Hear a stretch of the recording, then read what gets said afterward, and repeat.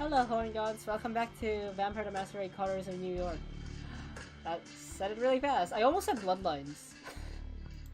This is what happens if you play... If I have a playthrough going on and the games are from the same series. So where we left off, we managed to befriend, Tamika oops, my sound is on my second screen, so it was repeating. Tamika and D'Angelo. I almost forgot his name. I think these guys are like story stuff, but what I want to focus on is still befriending people, so we'll do Agathon and Hope.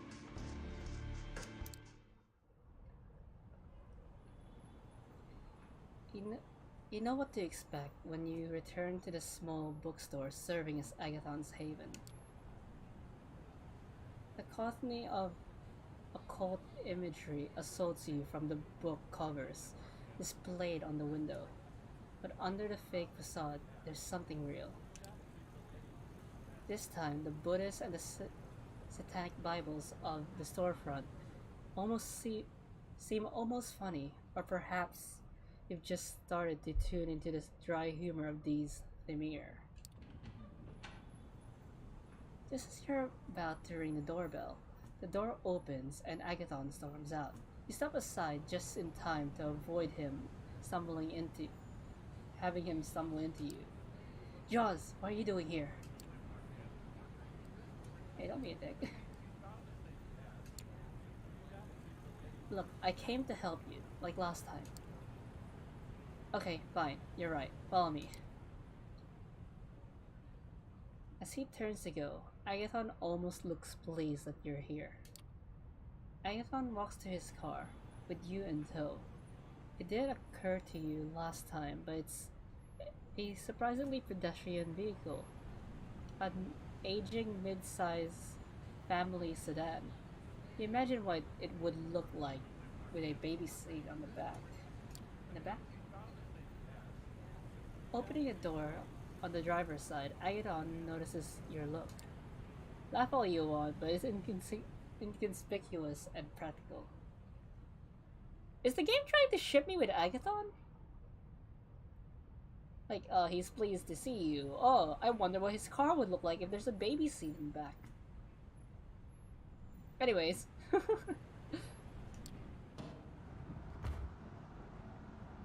I mean, it could also be because it's a family car.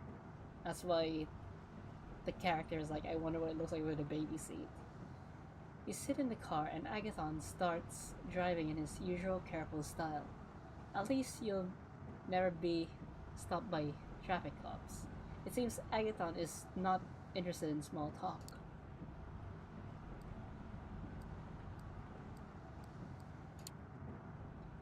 I love a good mystery as much as the next vampire, but at some point you have to tell me what we're doing. Let me ask you a question in return. Have you ever tasted animal blood from sheep, for example?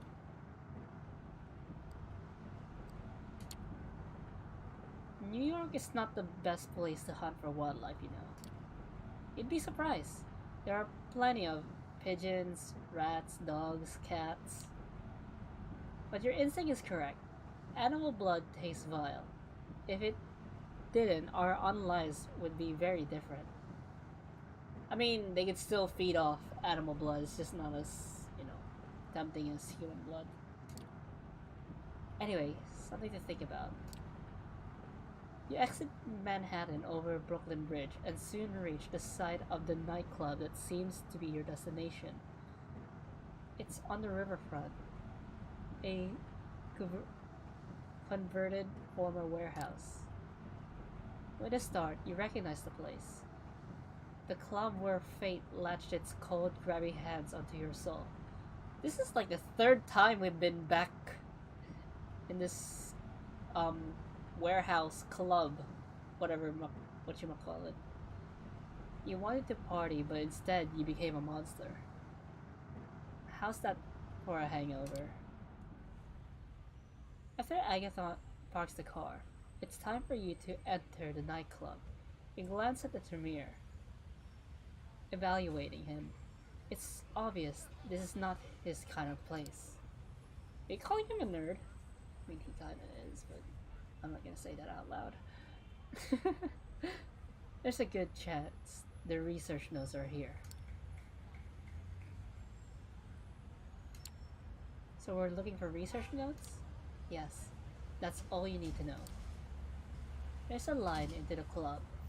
It looks like a popular spot, even if based on the crowd, it's not exactly a place for supermodels and celebrities.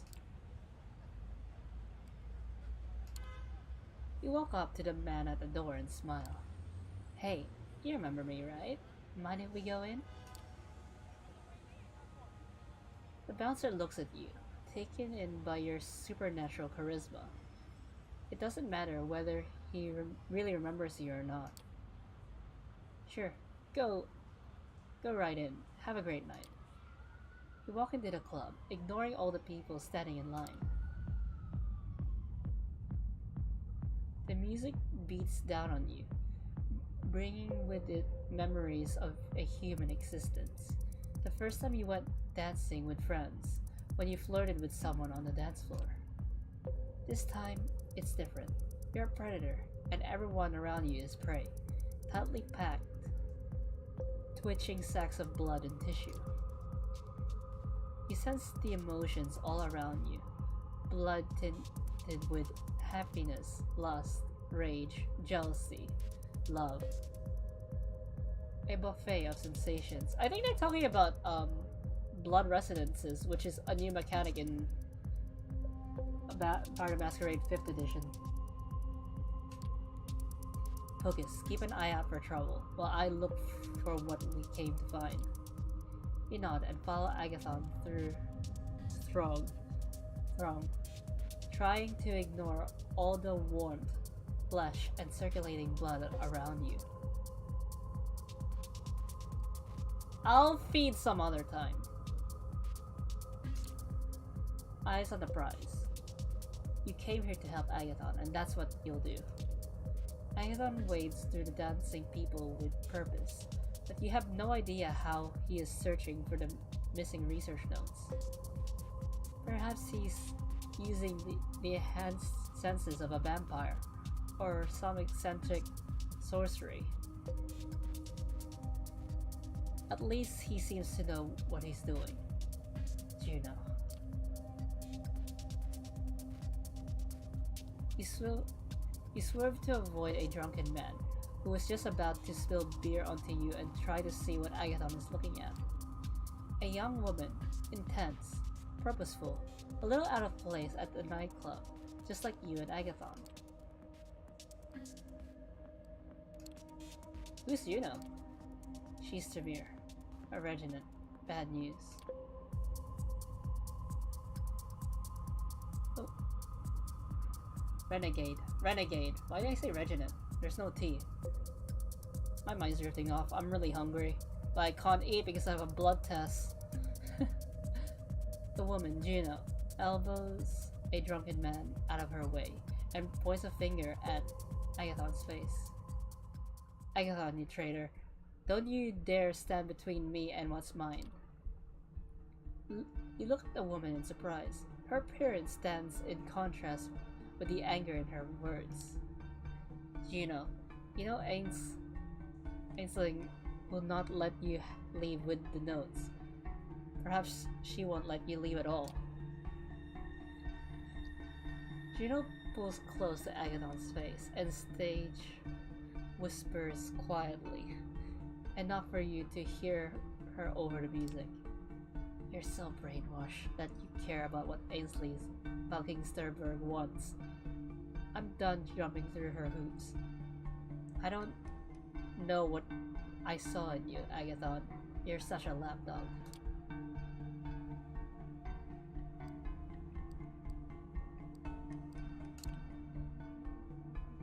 Look, are we sure we want to talk about all this in the middle of the dance floor?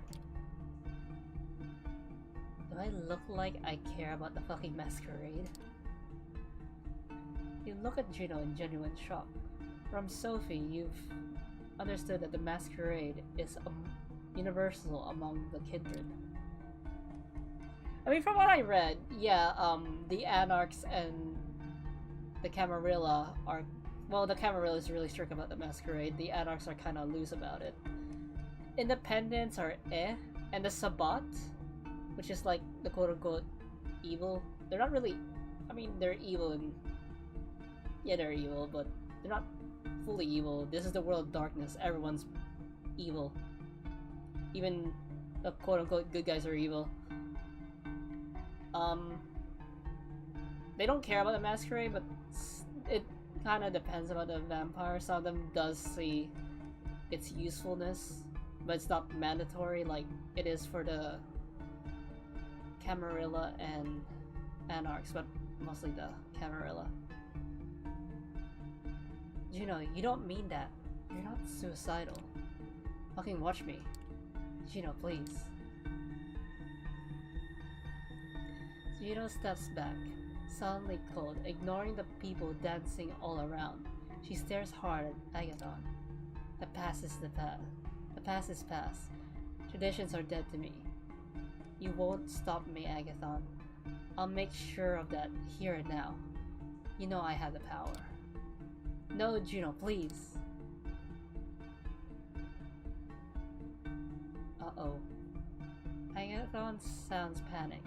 He's not worried about his own survival, but of the possibility that Juno is going to unleash a genuine Masquerade breach. Calling on the power of your blood, you step close to Juno, between her and Agathon. Agathon was being an asshole. Don't hurt yourself just to get back at him. He's not worth it.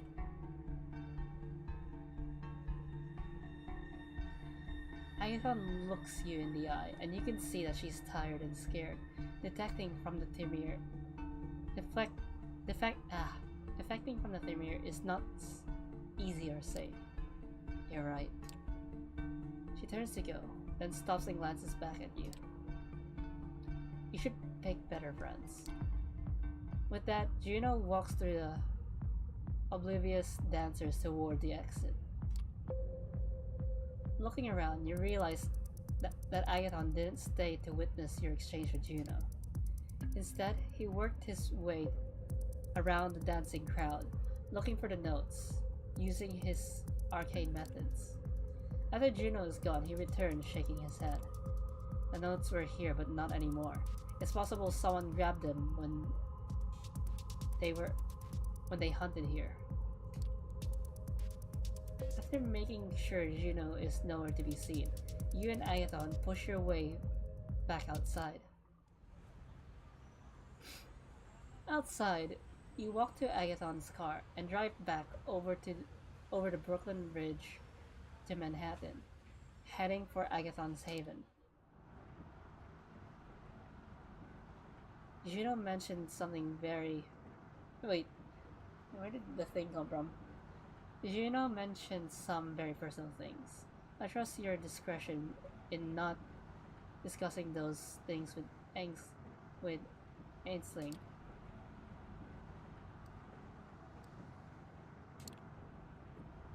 Your love life is your business. Thank you. After a while, you reach Agathon's haven, and he parks the car. You walk to the occult bookstore, and Agathon invites you inside. The smell of incense insults you as before, making you grateful you don't have to breathe. You follow Agathon upstairs to find Ainsley Sturbridge in an armchair, reading an old book. She puts a bookmark in place as you come in. You were successful, I hope. No, I'm sorry. The notes were there at some point, but not anymore. That's a shame. I hope you didn't run out of time. How did Sophie's little protege do? Agathon turns to look at you. Well, surprisingly well. That's a surprise. I'll have to compliment Sophie on her choice. We met Juno. Fortunately, she couldn't find notes either. That's interesting. The High Resident turns to look at you. What's your impression of Juno, fledgling? She's very driven, motivated. I don't think she'll deceased easily. You're probably right. Juno could have made a great member of our house in different circumstances. Instead, she became a headache. You'll understand if you have children of your own some night, fledgling. Anyway, I have some things to discuss with Agathon. Run along now. You leave the occult bookstore. The cheesy, mystical music still in your ears as you walk away. You wonder about what happened with Juno. Why is she so anxious to leave her clan? Can she really do that? Can you leave Sophie's service if you want to?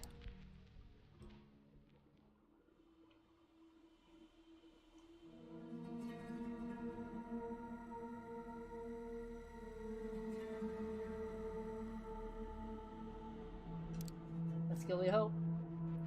When you get to the internet cafe, Hope is already waiting out front. The sight catches you off guard. A part of you suspect that she might be more of a shut-in. My haven is my castle type. Witchburger 2002. Perfect timing. We need to go for a ride. Get in, get in. She doesn't wait for your response and jumps behind the wheel of a lavender vintage roadster instead. The engine starts roaring, expectedly, causing everyone's heads to turn. Not wanting to attract needless attention, you quickly slip into the back seat of... Hello, relaxed. Wiggle says hi. Maybe one... Like I said last stream, I might pull out Wiggle and see what happens. Maybe Wiggle will turn into another Jaws.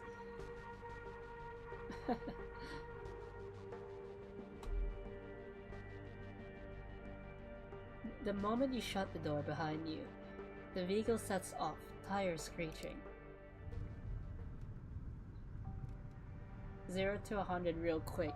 Sorry for not bringing you up to speed, but hey, this is NYC. Everyone's always in a rush. And this is even more true when you're kindred. Ballsy work. Now allow me to take care of some business, and I'll be right with you. Even as she's zooming through traffic, she's still on her phone, of course.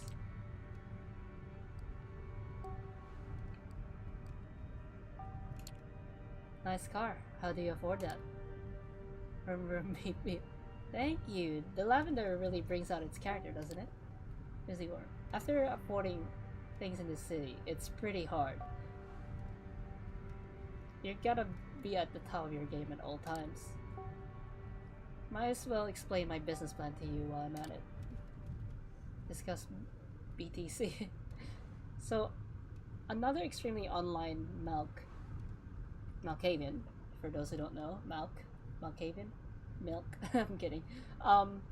Based in New York, goes by the name of dev/null. Told me to Google Ethereum a few years ago. That's how I got into Bitcoin. Oh, they're talking about Bitcoin. And I found a new religion. 23-year-olds selling visions of governments replaced by benign code and decentralized census masses ruled by algorithms as the laws of physics. Idiot man-child investors trying to shape their realities through sheer fanatical zeal, and dedicated collectors of things as abstract as rare SH256 decryptions.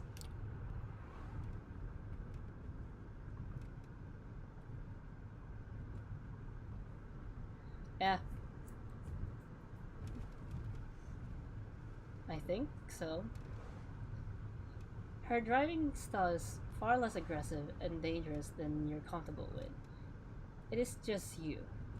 Is it just you, or does she peek into the rear you mirror more often than she looks straight ahead? Like how she kind of has a point with the whole Bitcoin. Like people who, I'm probably gonna get canceled, but people who really invest in those NFTs and Bitcoins are, yeah, like she described, they're man children. I mean, some of them could be women, so women children too. Like, NFTs are dead. Let's be honest. They died months ago. Even though people kept saying, "Ah, no, it's gonna be the next big thing." Nope, they're dead. There's still people online, like on Twitter, still trying to claim that it's still around. But let's be honest, the stocks fell for it. Anyways, this is not politics. Like, I have a no politics rule, but this is more like, I don't know how to describe it. It's not politics because NFTs isn't dedicated to NFTs and Bitcoins isn't dedicated to a government, so it's not political. I think it's more like, it's hard to explain. I think it's economics, even though technically speaking it's failed economics because they never succeeded. I mean, Bitcoin was kind of hot at some point, but over time it also started to decline. Anyways, vampires. A hyper speculative environment where nothing has real value, only abstract beliefs matter, and your life savings can be ruined by a single bullshit tweet. How could I refuse the allure? See?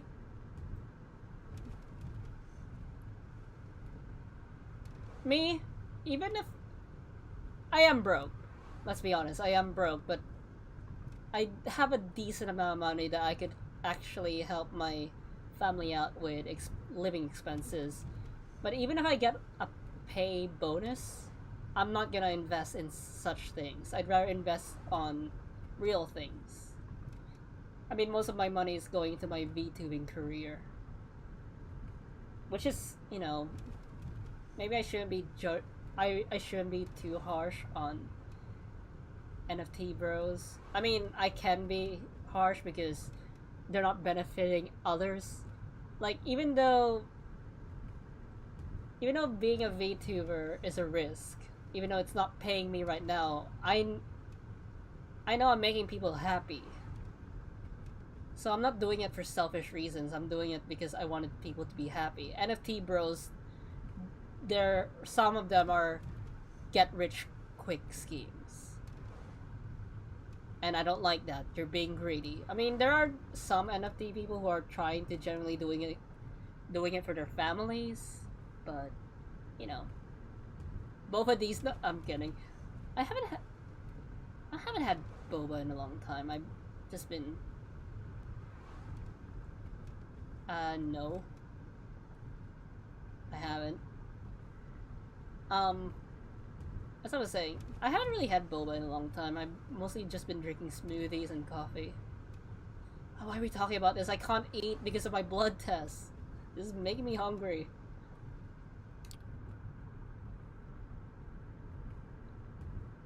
I started buying low and selling high on a variety of shady 24/7 exchanges that allow me with 100 times leverage, as in, they'd lend me 100 times the capital I could bet with.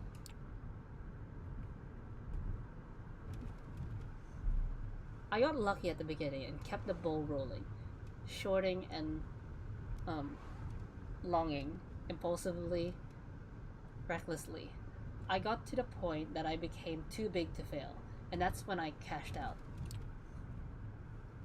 I mean, there's also stocks, but stocks is old-fashioned and I suck at math, and looking at my Morrowind streams, you know I have horrible luck, so I'm not even gonna risk that.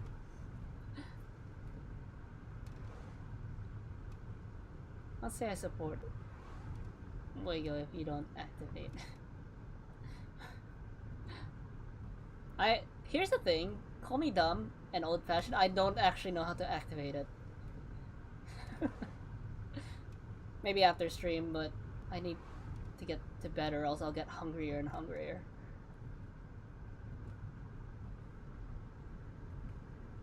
I think it is activated. Because I do have a Streamlabs account. Or I have no idea what I'm talking about.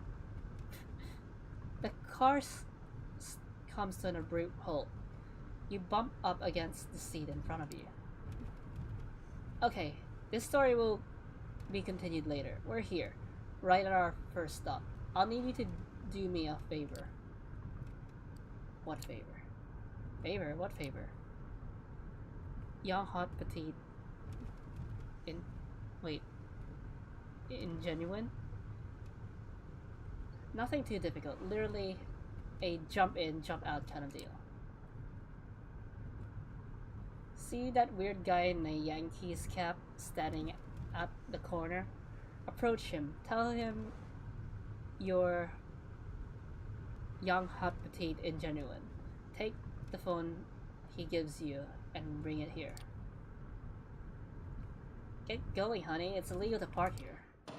Can I feed off him? You jump out of the car and approach the man Hope has pointed out. Not a lot you could tell about him based on his appearance, aside from the fact he seems pretty shady. The guy assumes a comical, threatening pose as you approach him. Wow. The hell are you on?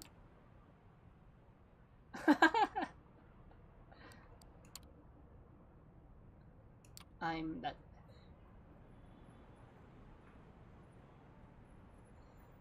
Oh, no offense, but I kinda expected a girl. I mean, no, yeah.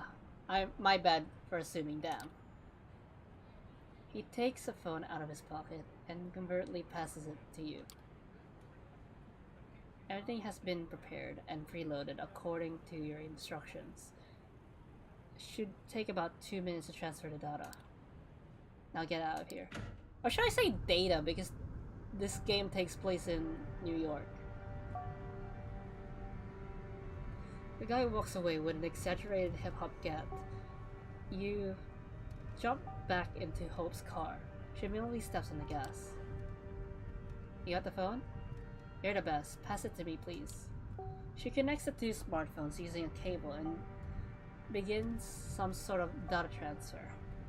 Looks like it's an identical model. After a minute or so, the process is complete. Alright, goodbye, lovely. You've served me well. Hope opens the car window, grabs her old phone. You're not expert enough to recognize the exact model, but it definitely looks like it had a $800 price slapped onto it, and tosses it out the window. Only $800? Surprised, you look behind you and see a car in the opposite lane run over the abandoned device. Hope notices your... Yeah? I think I needed to... If I remember correctly, I needed to do that in order to use Streamlabs in the first place. In fact, my YouTube description actually mentions my Streamlabs account. Hope notices your quizzical look at off-the-grid lifestyle. I've been needing a lot of burner phones lately, and I'm not going to use some cheap piece of shit, so it's a pretty expensive necessity. Intersection. Red light. She takes advantage of the moment to shoot a driving selfie that strategically excludes her face and upload it to Instagram. You notice her handle. Versace Beauty? It's not enough tipping data. Yeah, I think I just didn't set it up because I didn't really expect to get paid. Like, yeah, even though one of my goals is to earn money through streaming so I could help my family, that's not my main goal. My main goal is to entertain people. Also, I'm kind of a dumbass, so I probably never figured it out. Now, I was telling you a story. Cashing out? Right. At some point, toward the end of 2017, I become convinced I needed to cash out. There was no way the bubble was going to last forever. I always knew there would be no grapes of wrath of cryptocurrency era. It would have to be a series of profoundly antisocial, disconnected events. The whole crypto culture was a decentralized church of lone millennials who rejected all established modern values and kept atoning for the original sin of not buying Bitcoin back in 2013. Wait, Bitcoin is that young? I thought Bitcoin was a lot older. I'm just losing track of time. Another abrupt, last-second turn. You are pressed against the window. What the hell is with her driving style? Bet a life you never wanted to live anyway and get a chance to win a priceless pile of nothing. Untethered yourself from all worldly desires. Find joy in suicidal ideation? To this day, money holds no real value for me. It's abstract as a video game score. A bunch of numbers on the screen. This joyless world changed me forever. I knew I had to escape. I thought it was a lot older, like mid-early thousands.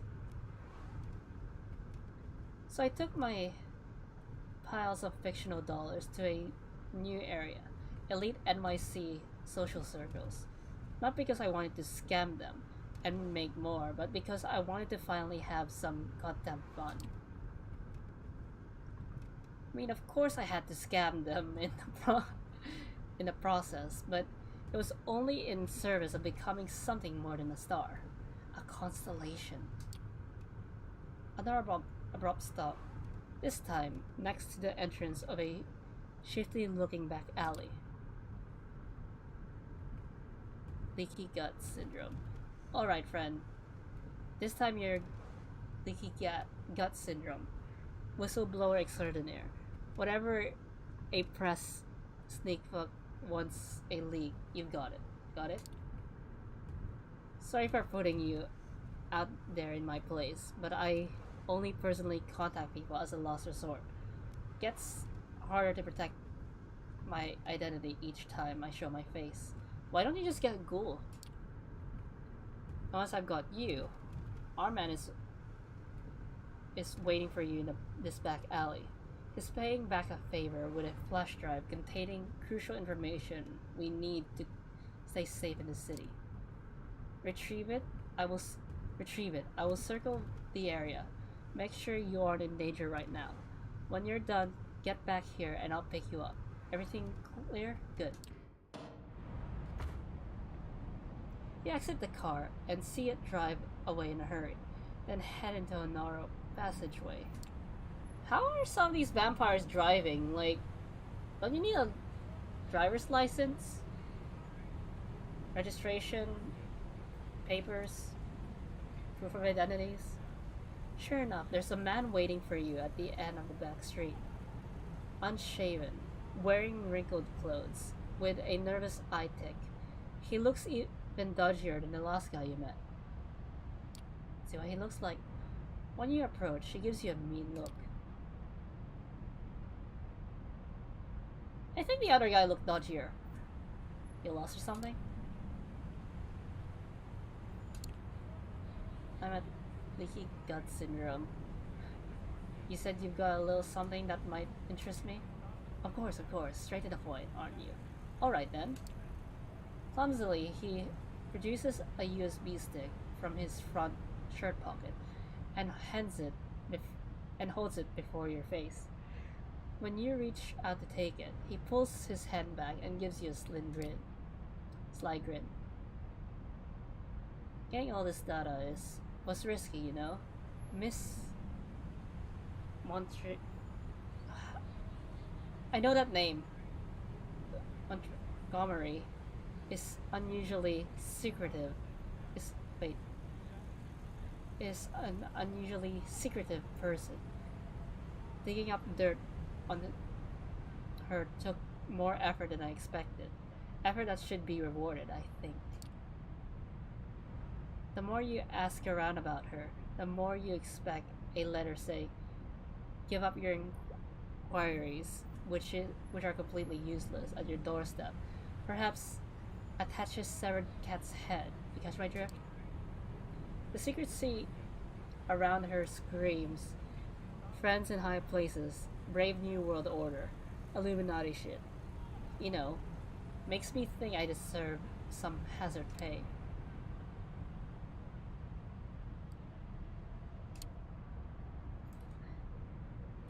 You try to imagine what Hope would do if she were in your place. Then you suddenly turn away and start walking where you came from. Calmly, wordlessly, no negotiations. Just as you're about to walk out. Wait, just as you're about to walk out of his sight, you hear an annoyed grunt behind you. Alright. I shouldn't have put you on the spot like that. My bad, okay? Get back here. You turn around and look at the journalist expectantly. He sighs and extends the hand holding a flash drive towards you again. You take it. Oh yeah, one more thing. Not really sure what it's about, but one of my informants claims you might be interested in this. He reaches into his inner jacket pocket and presents you with something wholly unexpected. It's a bag of blood, labeled as AB. You take a closer look, but you don't answer any questions that just appear in your mind. You peek into the journalist's cold blue eyes and see them twitch uncontrollably. Don't ask me. They say you know what to do with it. Leaky gut. Come on, take it.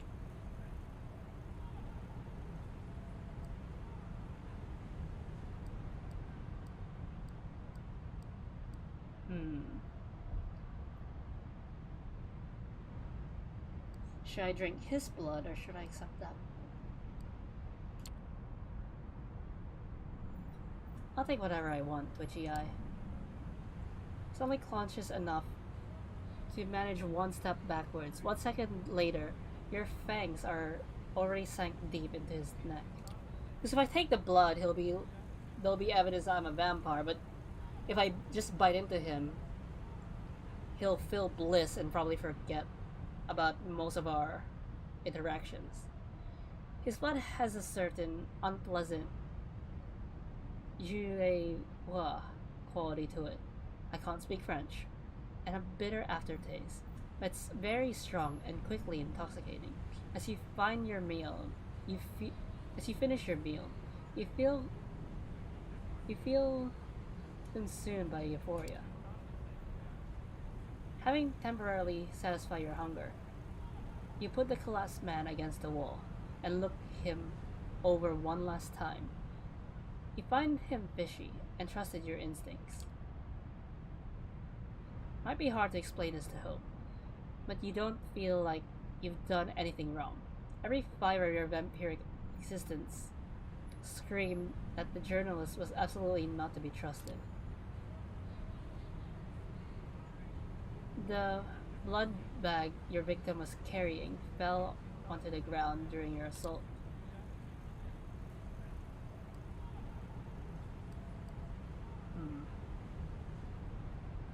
If I pick it up, it'll kind of give away that I'm a vampire, so I already fed.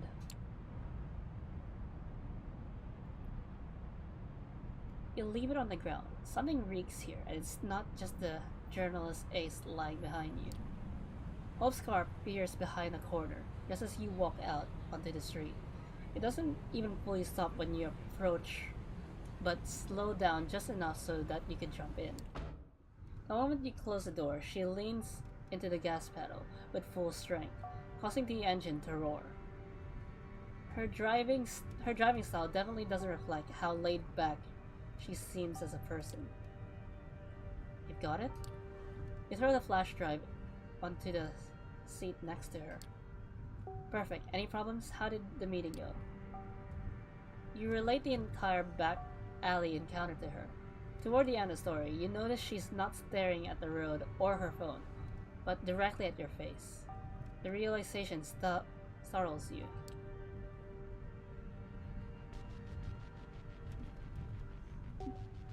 Blood, Mary, and adrenaline. Adderall. Why did I read as adrenaline? I'm really sleepy and hungry at the same time. You've got that bag of blood, would you? Left it with him. Felt fishy somehow. Anything particular about it? Nothing.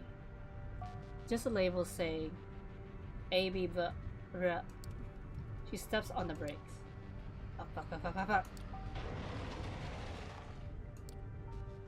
I'm okay. That's vulgar. Was I supposed to grab that? She grabs the flash drive you've obtained and throw it out the window. Looks like that's her favorite method of taking care of problems.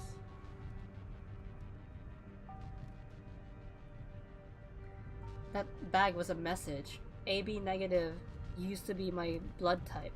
It's the rarest one, found in less than 1% of the United States population. Glad you didn't drink it. Who knows what they've done to the bag. Some NYC vets can tell you wild stories about using irradiated blood to locate and kill other kindred. Huh.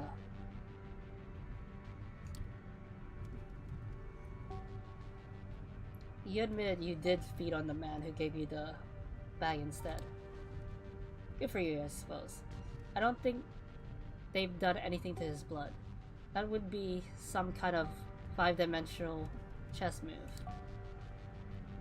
But yeah, this contact is compromised and needs to be cut off. Goodbye, my journalist frenemy, and goodbye, Mr.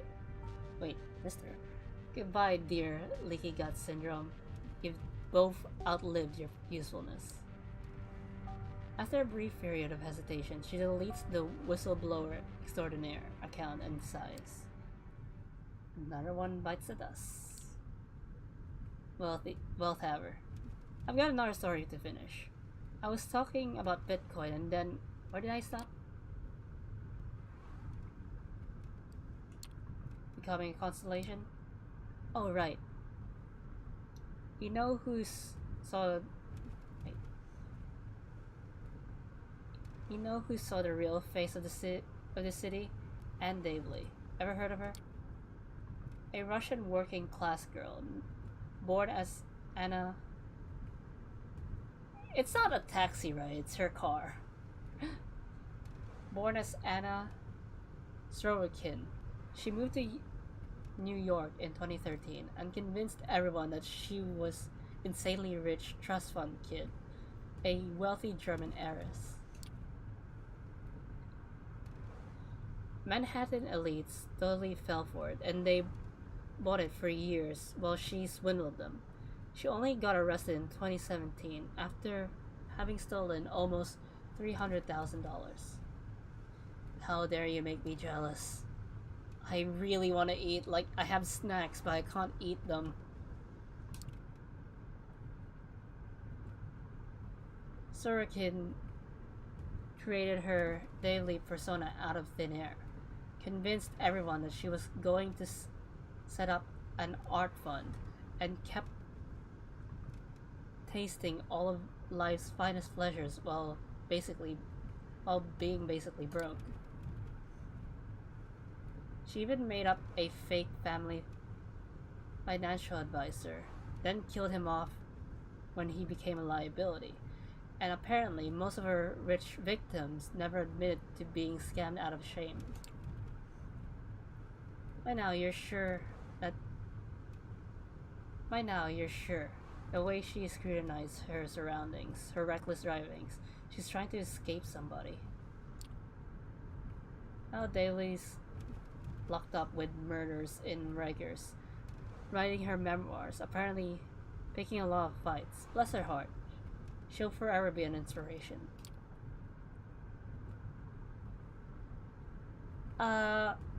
It's around like 7 a.m., 8 a.m., and apparently I can't eat like 6 hours before the blood test. So, and the last time I ate was at 8 p.m. I had ice cream for dessert after dinner. So, and I like having snacks.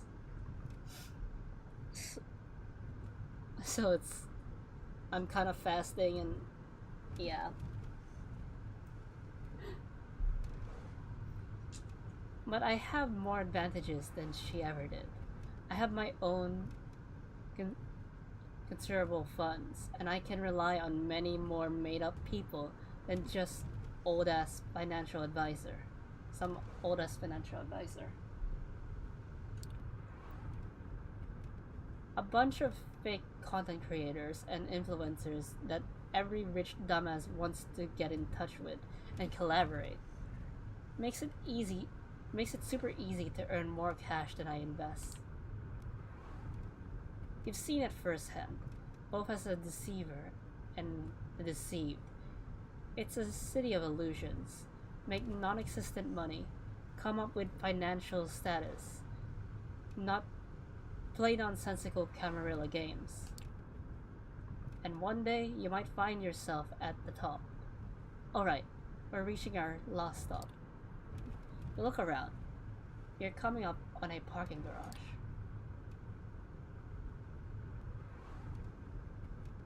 Devil woman doctor.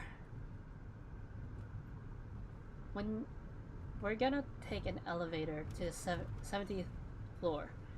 Give the masked man you meet. Wait, why did I say where? You're gonna take an elevator to the 70th floor. Give the masked man you meet in front of the door this memory card.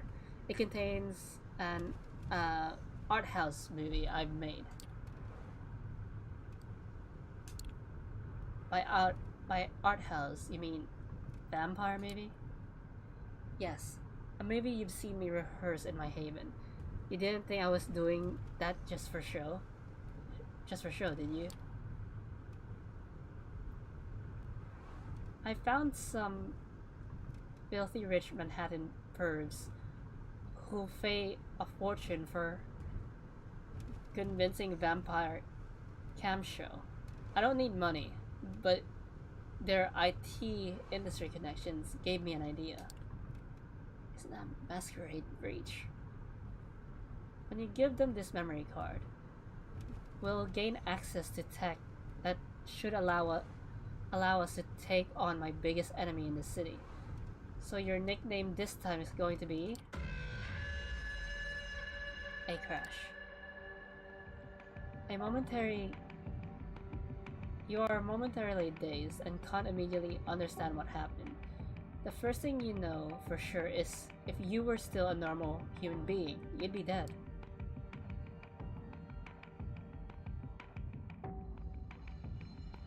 You replayed the last few seconds in your head. The other car appeared out of nowhere and crashed into Hope's vehicle at maximum speed it was able to achieve in this closed-off space.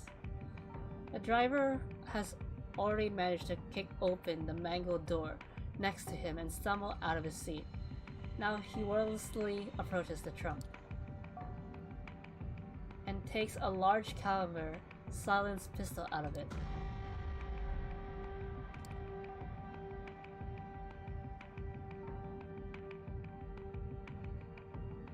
He starts approaching the lavender wreck of Hope's car, obviously ready to finish a job that he started. You have to be fast and violent. It's you or him now. Celerity! Your instincts take over. The world stops moving just as you start running.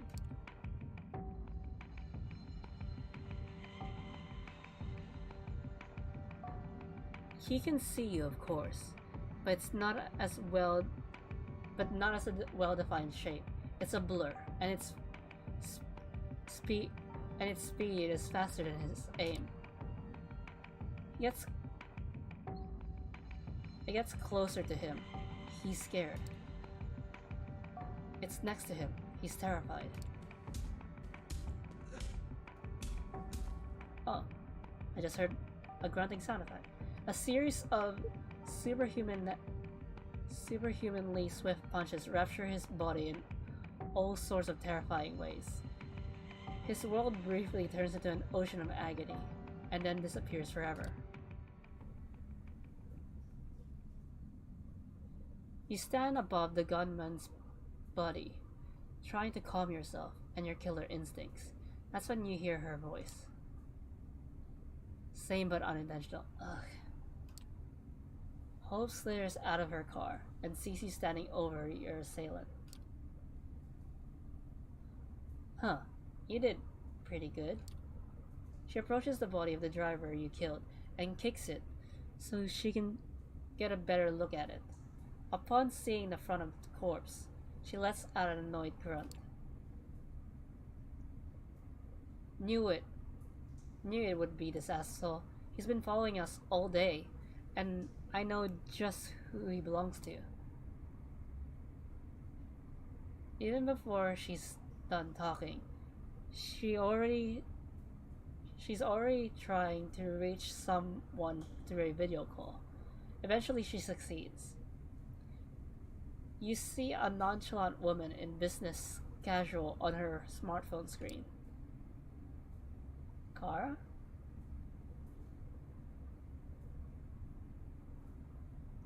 Is that Montgomery? Yeah. Kara Montgomery, how may I help you? Kara? Hope. Call that business? She's kind of wearing a punkish shirt. Hope, didn't expect you to ever reach me through this channel. Have you thought things through? Wait, did something happen? Oh, she's a vampire. Hold on. Ghoul. A minion created by giving a bit of vampiric vitae to a mortal without draining them of their blood first, which would create a vampire instead. Did something happen? Your fucking ghoul just tried to kill me, you crazy bitch. That's what fucking happened. Calm yourself, for Christ's sakes. This is a baseless accusation. I know he's from Double Spiral. He's been working at your motherfucking company. Come on. You know I can't be held responsible for independent actions of my subordinates. Why don't you just meet up and talk it out? Hope disconnects the call and instantly blocks Kara from her contacts. You corporate shithead, you make me sick. Tired, she turns her gaze to the dead ghoul. Hollaback woman, I'll dispose of him. Help me put him in my car. 30 seconds later, his body's laying on the back seat of the lavender-colored wreck. Okay, good. You take a look at this scene of carnage in front of you. Every second we're here gets us closer to a serious Masquerade violation. I'll have to exchange my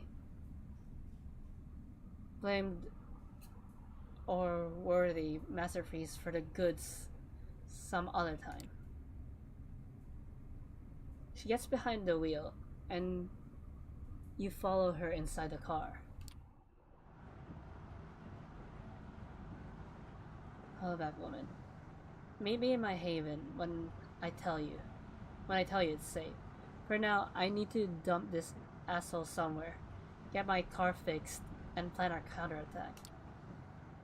You guide Hope to your haven.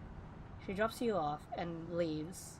Wait, she drops you off, and before she leaves, she makes what's about to come perfectly clear. at me if you want to survive in the city. Karma, Kara, Kara Montgomery needs to die. More right.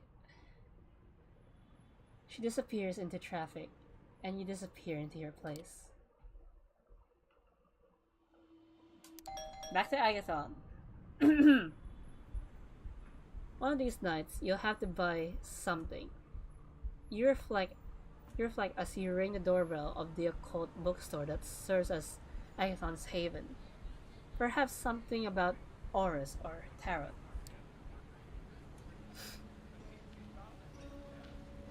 The same sleep-deprived woman... the same sleep-deprived blonde woman you saw on your first visit opens the door for you. Each kindred has their own servants, and Agathon seems to go for the tired wicked mom type. Oh, it's you. Come in. Wonder if she's a ghoul. She's probably a ghoul. The woman disappears into the back room even as you close the door behind you. Lacking any better directions, you make your way up the stairs. At first thought, the chanting was part of the ritual soundtrack. At first you thought that chanting was part of the ritual soundtrack that plays in the shop even at night. As you reach the second floor, you realize that it's Agathon's voice. You come up just in time to see him standing in the middle of his ritual paraphernalia, with his wrist cut open with a wrought iron stand holding a stone. Wait, I'm mumbling this. I bet.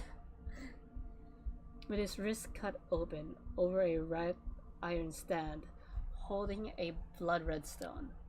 As Agathon chants, blood drips from his wound in his wrist onto the stone. It looks as if it's absorbing into it. It's probably not a good idea to interrupt blood rituals, so you wait in silence as Agathon finishes. A few minutes later, he opens his eyes and smiles ruefully. I've done so many of these rituals. I hope it's not too off-putting for you. Agathon smears a bit of his own blood over the wound, and you see it close. Looks like he does this so often, he barely pays attention to it anymore.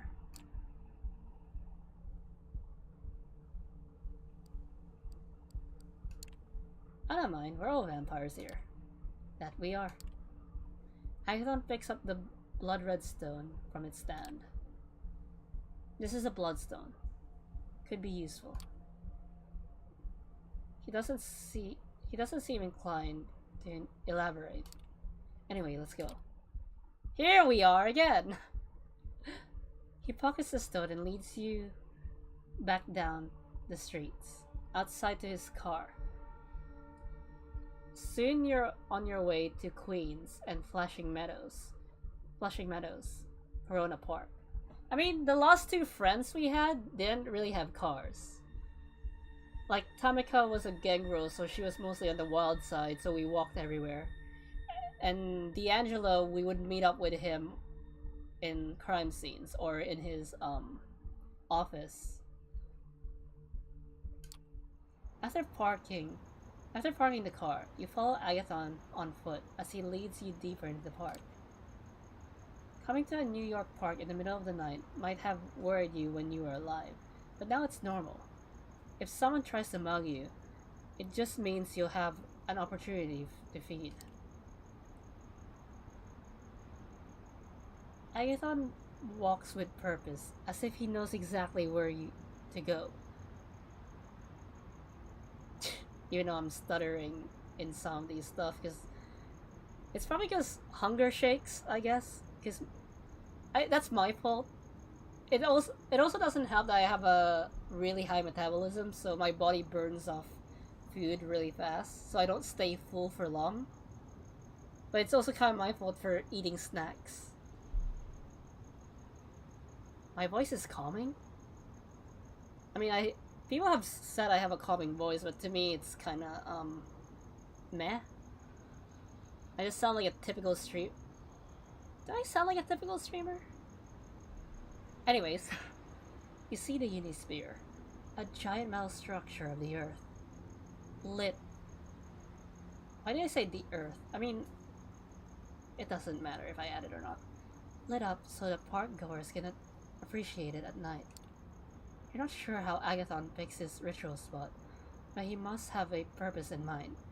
The structure stands in the background, giving his preparations added dramatic weight.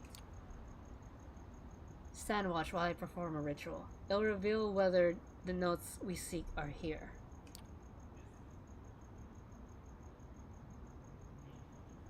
I'll lose control of the incantation if you fail to keep me feel free of distractions.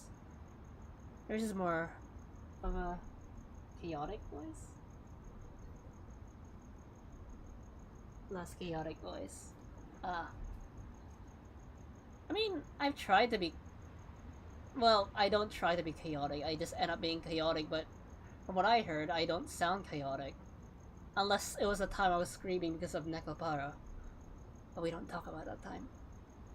It doesn't look like there are many people around. You settle in for a boring half hour while Agathon mumbles and makes strange gestures, spilling drops of his blood at regular intervals. From the outside, the ritual is not particularly flashy. Agathon repeats a mantra under his breath and walks with measured steps until he stops and turns around, walking back.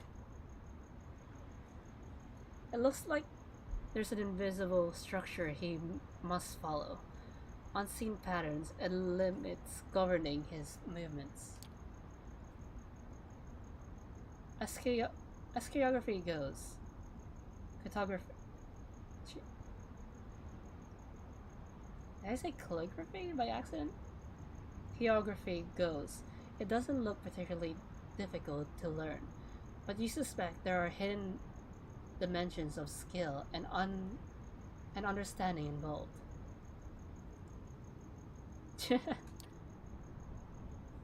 A lone drunken woman walks towards you. Hard to say what she's doing at the park. She's a little older, white, dressed like a suburban divorcee. What's your friend doing? He's kinda hot. The woman's voice are slurred by alcohol, but she seems to have decided that you are this evening's entertainment.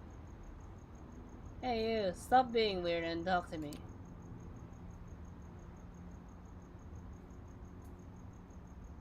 The woman seems determined to walk past you toward Agathon. This looks just like... Wait. This looks just the kind of interruption that he was worried about. Agathon is deep... I feel like if I yelled, that would have distracted Agathon. Agathon is deeply immersed in his ritual, so why not use this time... Why not use the time you have constructively? You walk up to the woman from behind, grab her by the shoulders, and sink your fangs into her throat. Blood tinged with alcohol and horniness flow into your mouth as the woman moans from sudden pleasure from the kiss. Oh, I need to sit down.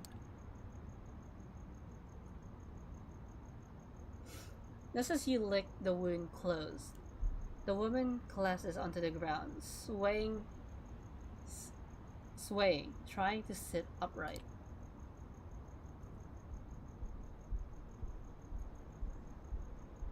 Suddenly, you hear a scream of rage.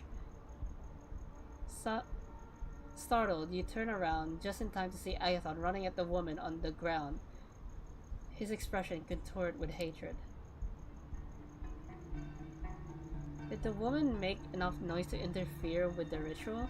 That doesn't explain why he's in such a rage. Don't intervene. You step aside as Agathon leaves at the woman, sinking his bangs into her neck as she screams pitiably. The woman screams quiet down as Agathon drinks more and more.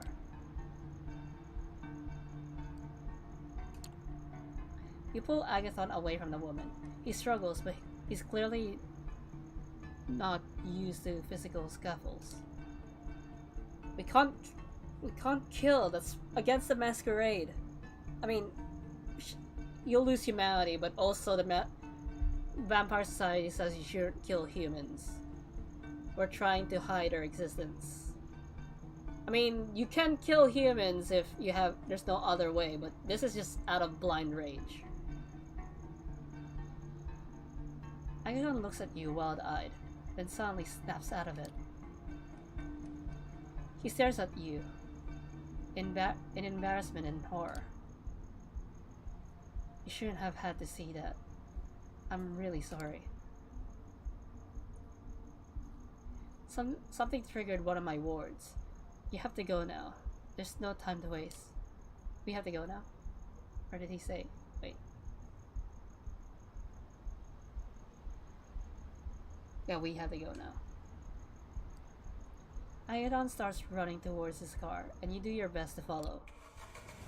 Usually Agathon drives more carefully than most humans you know, but now something is different. He's speeding, honking at every car that gets in your way.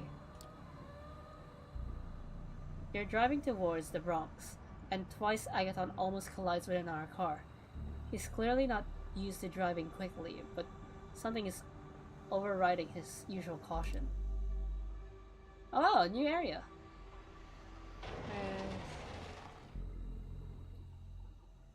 Oh wow, blood moon.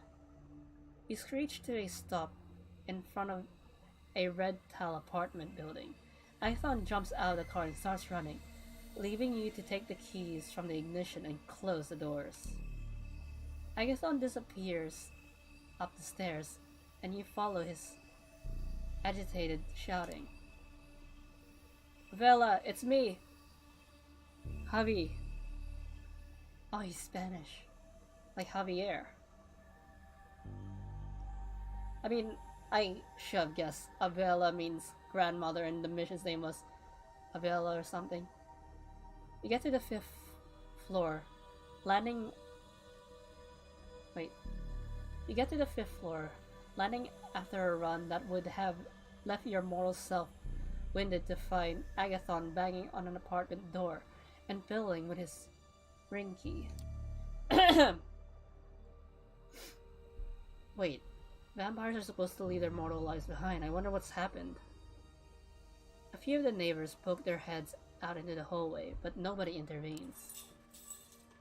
Agathon finds the right key and slams the door open, running inside.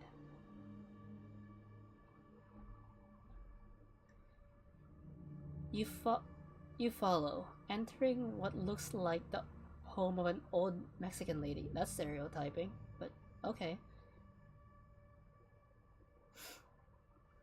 I think what they mean is you're running up the stairs, then you manage to hit solid ground. If I remember correctly, this was made by Polish developers.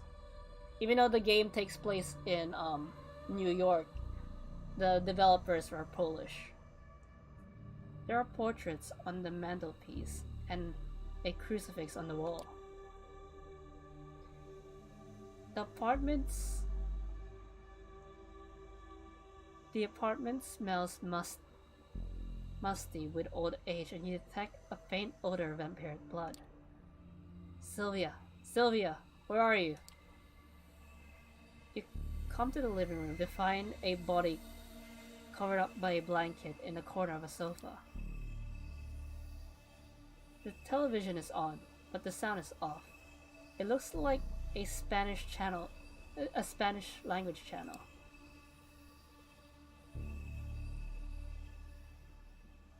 Agathon tears at the blanket, pulling it away in a panic.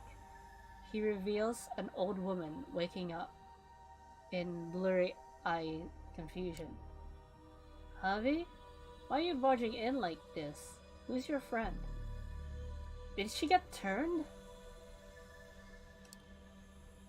You're alive, Avella.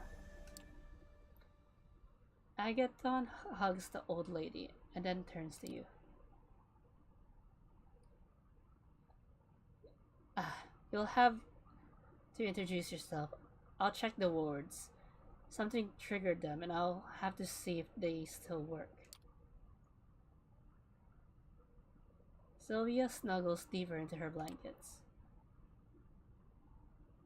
This is vampire business, isn't it?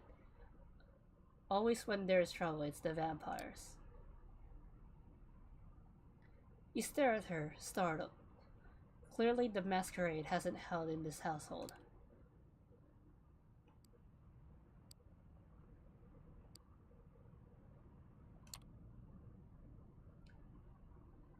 Yeah, exactly. Frankenstein is not behind. Anyways, I'm Jaws. You must be his grandmother. Frankenstein is not real. Well, Frankenstein's monster. Frankenstein's the scientist. He's made up by those people in Hollywood. This is about the girl who came to visit. I can tell. Javi was never good at keeping secrets, so much like his mother. You hear Agathon rummaging around the small apartment, almost as if he's scratching at something on the walls. He's always doing that, writing on the walls with blood, making runes. I tell him to cover them with pictures and paintings, but he won't listen. I have to do it myself. That explains the faint smell of vampire blood in the apartment. Otherwise, how can I invite my friends for tea? They'll ask questions if I have runes on my wall all over my walls. It doesn't look like a Christian home anymore.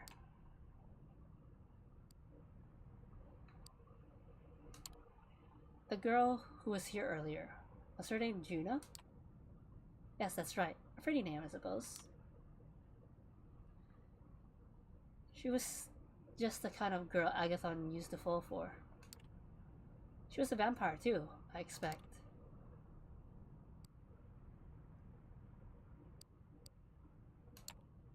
You're not a vampire too, are you? Surprised by the suggestion, Sylvia laughs uproariously, mouth convulsing her age frame. Oh no, please. I don't say things like that. Wait, oh no, please don't say things like that. I'm an old woman. Nothing hurts. Agathon returns to the living room, still agitated. She wanted to send a message. If we don't let her find the notes first, she'll hurt my umbrella. He glances meaningfully at the old woman. No, she won't. She gave me a message for you, Javi. She said to think very carefully whether your clan will really protect your loved ones. Agathon stares at Sylvia, stunned and confused. She was here to tell me that? Maybe that's good. It doesn't sound like she wants to hurt you. She was a nice girl, I can tell. Oh, Vela. Jaws, let's go. This is all we can do here. You say your goodbyes, and soon you're back outside, sitting in Agathon's car. What catastrophe. Catastrophe. To think Juno was there. The words trigger when a vampire enters the perimeter. So Juno was there just as I was doing the ritual in the park. I'll take you to your haven. Agathon starts the car and begins to drive towards Manhattan. He seems agitated, emotions coursing under his stoic face.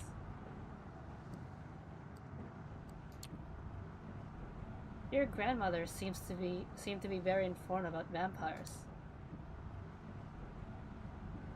Vampires and my family. Where the kindred go, tragedy follows. We, we know that as much as anyone.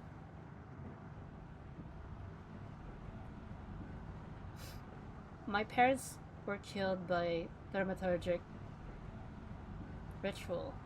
Hard to go back to the masquerade after that. Agathon is gripping the steering wheel harder than he should, although he's back to his usual careful driving style.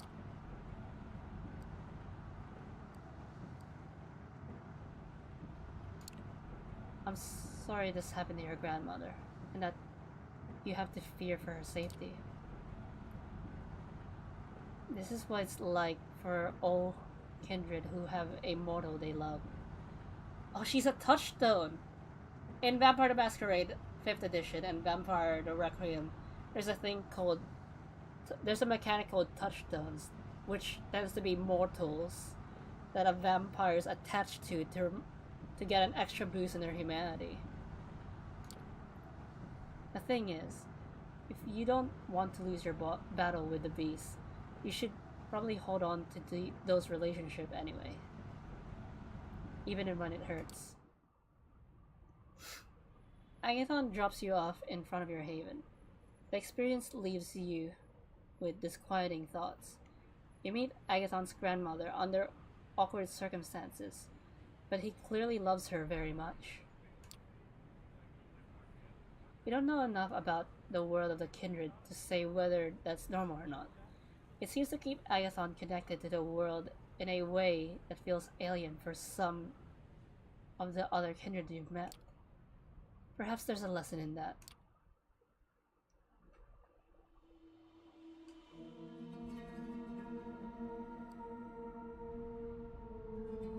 Sophie requests your presence tonight, and it seems urgent. You find her already waiting for you, and clearly pondering something. It takes a few minutes of awkward silence before she speaks. I require your assistance, Jaws. There is a matter of great importance that I need to ask you to resolve for me.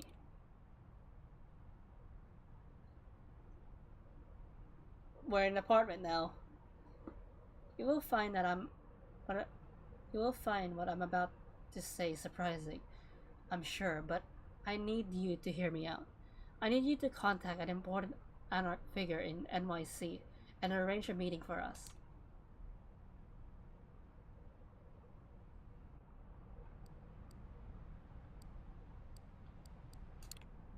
Wait, I'm pretty sure we are not supposed to meet with anarchs. We're at war, right? The prince does look unfavorably at those who meet with the anarchs. That much is true. You will find that with this, as with many others, the Camarillist policies have more than their share of hypocrisy inherent in them.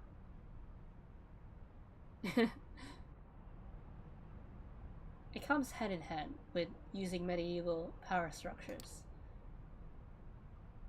What we are forbidden to do, the prince may do willingly.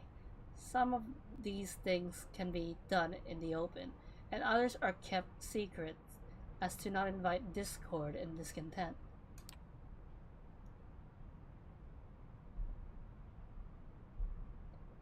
Is that Torque or Tariq?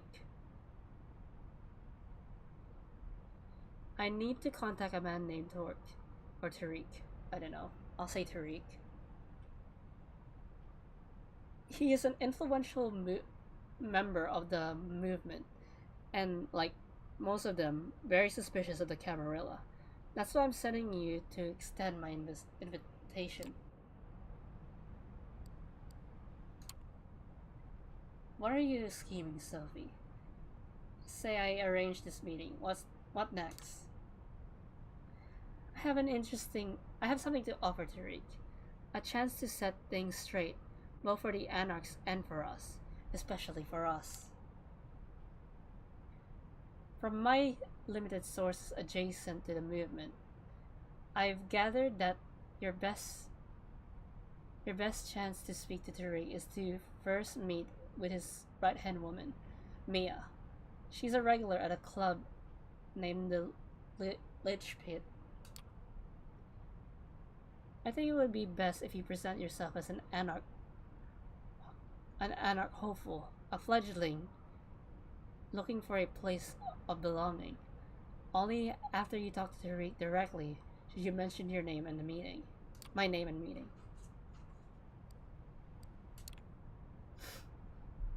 I don't think that's the right approach. Lying to them won't make them trust me. When they find out the truth, they won't be happy or eager to work with us. That might be true. If you tell Maya outright that I sent you, she's likely to cut you off. She hates her sect, and it will be difficult to make her listen to reason. After tonight, I suggest that you do not speak of this again until you arrange the meeting. We do not speak of this again, sorry. There are many who would jump at the chance to use this against us. With Kaiser, you have proven you can get the job done, even if it requires additional legwork. I trust you to deal with this task as quickly and covertly as possible. Nope, I'm making friends. Forgive me, but that's all the time I can spare tonight. What I'm asking of you is just part of a bigger whole. Trust me, it will all be worth it.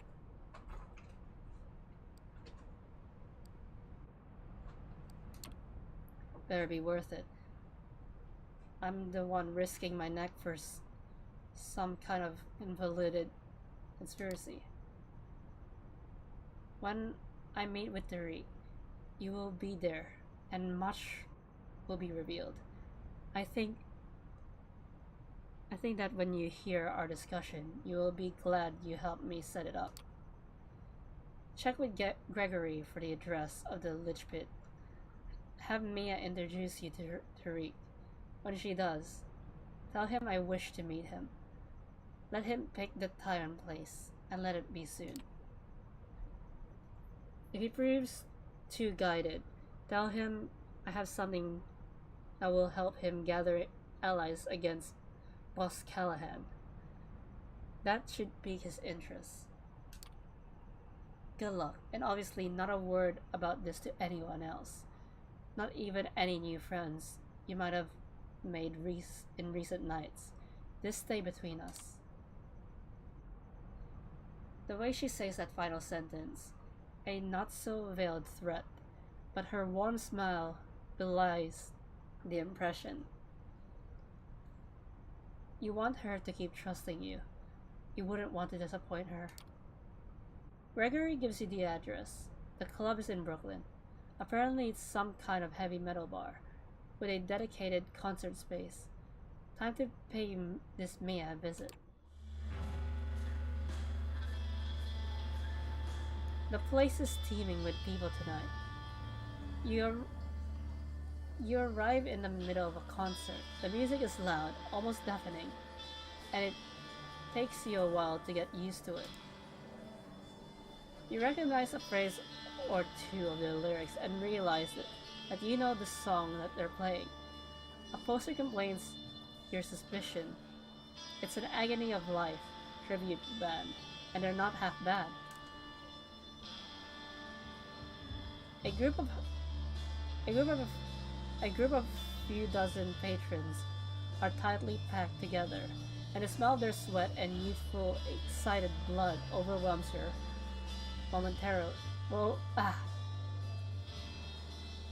you momentarily. It's with some difficulty that you turn to the task at hand.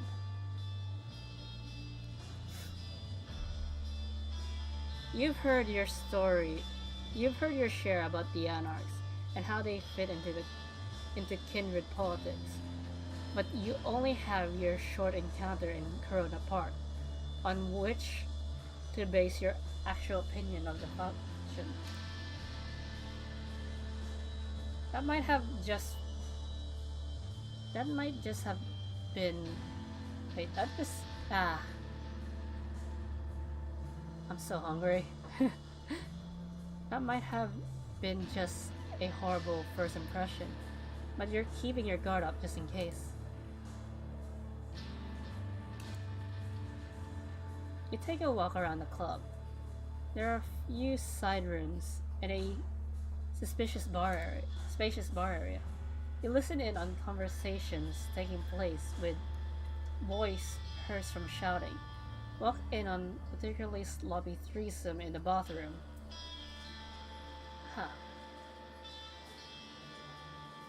No, I'm fine. I've been through worse. I can hold my hunger for 6 hours. I mean, the last time I ate was 8, so that's 9, 10, 11, 12, 1, 2, 3. That's 7 hours. Oh boy. Well, it's too late. I can't eat now because... yeah. And eventually hit the dance floor for a better feel of the place. As the concert comes to an end, you witness one of the guests, a feisty-looking girl, get into a scuffle with a much tougher drunk guy.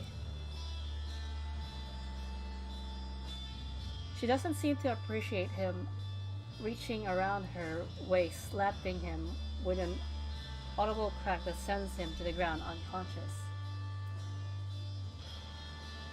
Two bouncers break up the crowd and pick up the drunk to carry him outside, without so much as questioning the woman. You get an inkling she might be who you were hoping to find. You approach her as she's about to leave. What the fuck do you want? She's still seething and bares her fangs for a moment, but you've learned what to look for in kindred. You're pretty sure she's one of you.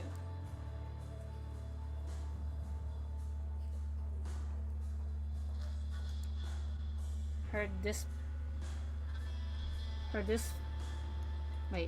is the place to meet hot chicks who hate the patriarchy. Anarchs, you can say. Seriously? That's the best line you can come up with? She doesn't smile, but she doesn't hit you either. Follow me behind the bar. She leads you through the bar to a back door that leads into a side room. Indie metal band posters are plastered on every wall. Some of them 20 or more years old, judging from the date tours. An old sticky table with some rickety chairs are the only pieces of furniture here. Sit down. Sure. You take a seat as the woman leans against one of the walls. The name's Mia. I'm guessing your visit here isn't a happy coincidence. I don't know you, so you're either new in New York or have kept an outstandingly low profile. Both sounds suspect, so before we take these pleasantries further, answer me this. Who do you run with?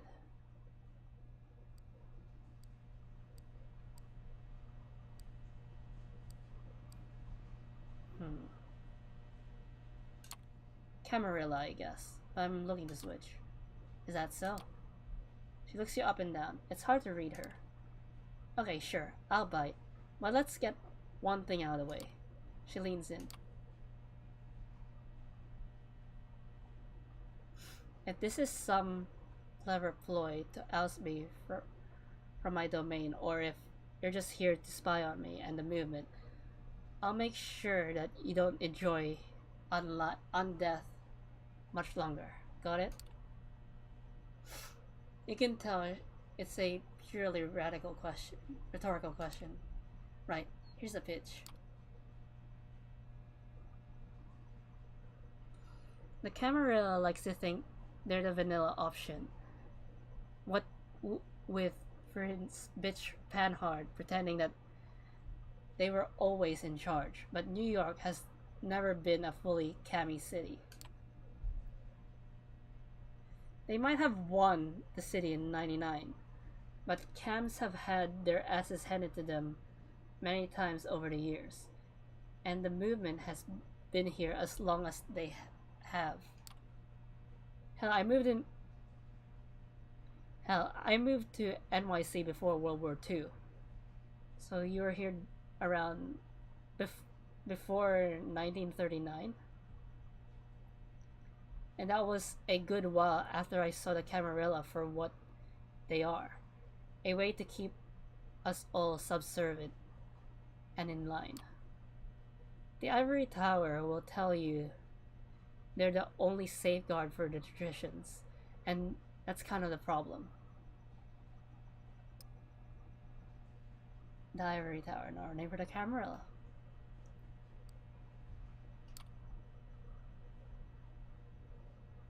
There's only one tradition we in the movement feel should be respected. The Masquerade, obviously. Everything else, ask the prince, and she'll tell you it's a logical continuation of the Masquerade. But really, it's just a way to keep the elders powerful and in control. She grimaces. But here's the thing. For all the talk of us bloodsuckers being solitary creatures, we need a community to keep up the Masquerade. Community, yes, but authority, not so much. We need a council of peers to keep the assholes and power-drunk fledglings in check, but not a feudal prince to tell you where to feed or who to hunt down when they step on your toes. But you have a domain. So clearly. Anyways, she takes a brief break from the internet rant.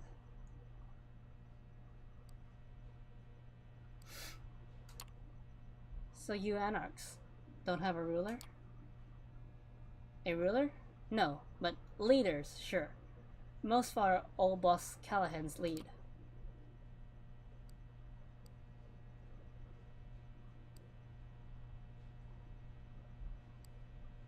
Most, but not you. You make it sound like it's most, but not you. Yeah, not me. So he's the Baron. If you're concerned about being well received in the city, you might need to go through Callahan. But if you're serious about the Anarch cause itself, he's not your guy. Anarch eats up fledglings like you, and shits out self-preservation. His position as Baron is mighty shaky now, not less due to the fact he's backs up more than his share of allies. Baron. As its most basic, a Baron is a strong anarch who controls territories and wields authority over those living in it. One of the most common types of anarch is a lick who has a city, neighborhood, or even just a building. The other common type is a baron who attempts to control an entire city on his own, a local strongman. He behaves suspiciously like a Camarilla prince.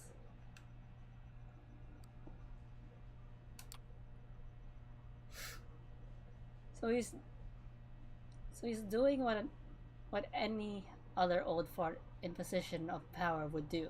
He's doubling down. Negotiations are out. Intimidation is in. Threatening ranks as a precaution against the Second Inquisition. She surprises you by hacking and spitting on the ground in disgust. If you've spent some time in the camps, that should sound very familiar to you. It's no better than Panhard and her cronies are at this point. No, you need to contact Tariq. And you wouldn't know it. It's your lucky night because I'm the link to do it through. Do it through?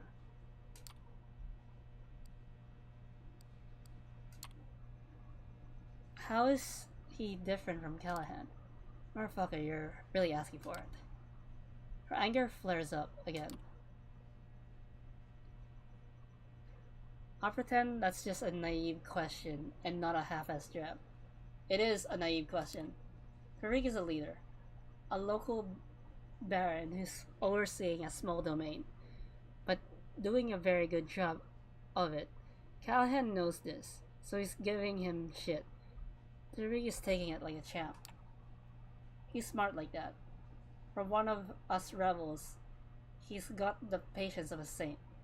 Makes you think back to how things used to be back when. If the stories are to be believed anyway. You want to meet him? I'm gonna require a show of goodwill first. That's fair. What do you have in mind? She flashes a mischievous half-smile. I appreciate your readiness, but I don't have the details just now. Ask for me at the bar when you're able. I'll leave something for you, and we'll take it from there. Now, come on, I gotta go. She walks you out of the bar, and you go your separate ways. Seems like there's nothing more to do than return here later and see if Maya really can help you contact Tariq. Okay. Hope. When you reach the cafe, you're welcomed by the familiar face of the waiter, who first led you inside. You exchange looks and nods. He hides his vape pen in a back pocket. She's been expecting you. Something happened to her car, and she, hasn't exactly left her room ever since. He scratches his head and shrugs, and gestures at you to follow him. It's the same route as before. First, beyond the locked doors at the end of the room, with all the computers, then into an endless gray labyrinth. Finally, you reach a door that would look like any other to a random bystander.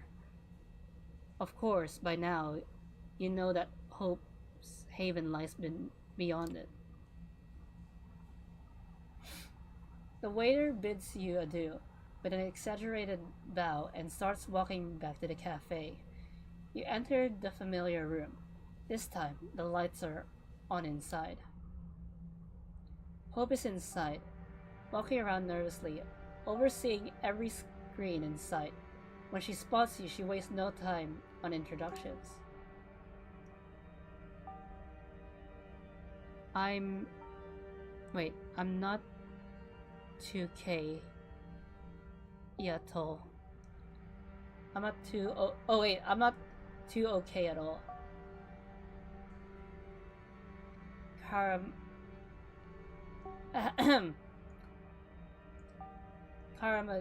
Montgomery, what do you know of her?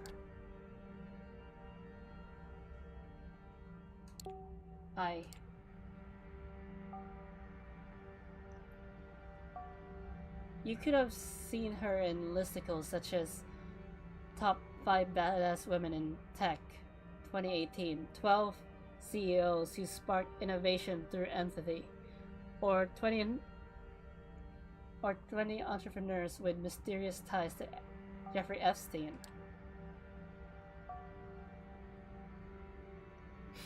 You can't get to voice your answer. You don't get to voice your answer. The question was just a minor courtesy. She has a monologue to deliver and she won't allow any interruptions. 20 years ago, she was a failed .com investor. Now she's CEO of Double Spiral, a brand management startup working at the crossroads of big data and influencer culture. The quotation marks are audible, dripping with venom. Oh, whoops. He's still memed, from what I've seen. I'm not gonna reread that, because... yeah. I know I said voice acting, but there's... my body is kinda unstable right now because I really want to eat. But I'm fighting every fiber of my body not to give in to temptation. Long story short, she spent years convincing her Camarilla contacts, as in out-of-touch old farts angry about smartphones, that Kindred can benefit from controlling the internet. With her IT ghouls have done a lot of research on deepfakes, AI, and learning machine. Her goal is the ability to generate thousands of believable human online accounts. Basically an army of posers that could brute force anything into mainstream discourse. The elders took a while to get the concept, but eventually, Kara got their blessing. The thing is, she claims her tech is ready to be tested, but it needs one final component to work properly, and that's why. I mean, I'm just gonna lay in my bed and trying to fight my hunger. This is kind of a distraction for me. She pauses. She proposed a truce. Truce? What kind of truce? Oh wait, not Dave Chapman. The become my friend or face a violent death kind of truce. Not exactly fucking convincing if you ask me.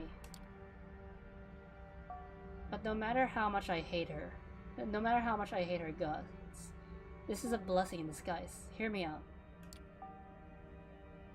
She picked a public place in Manhattan. Neutral ground where we can meet without the fear that the other might do something stupid and violate the Masquerade. She just wants to talk.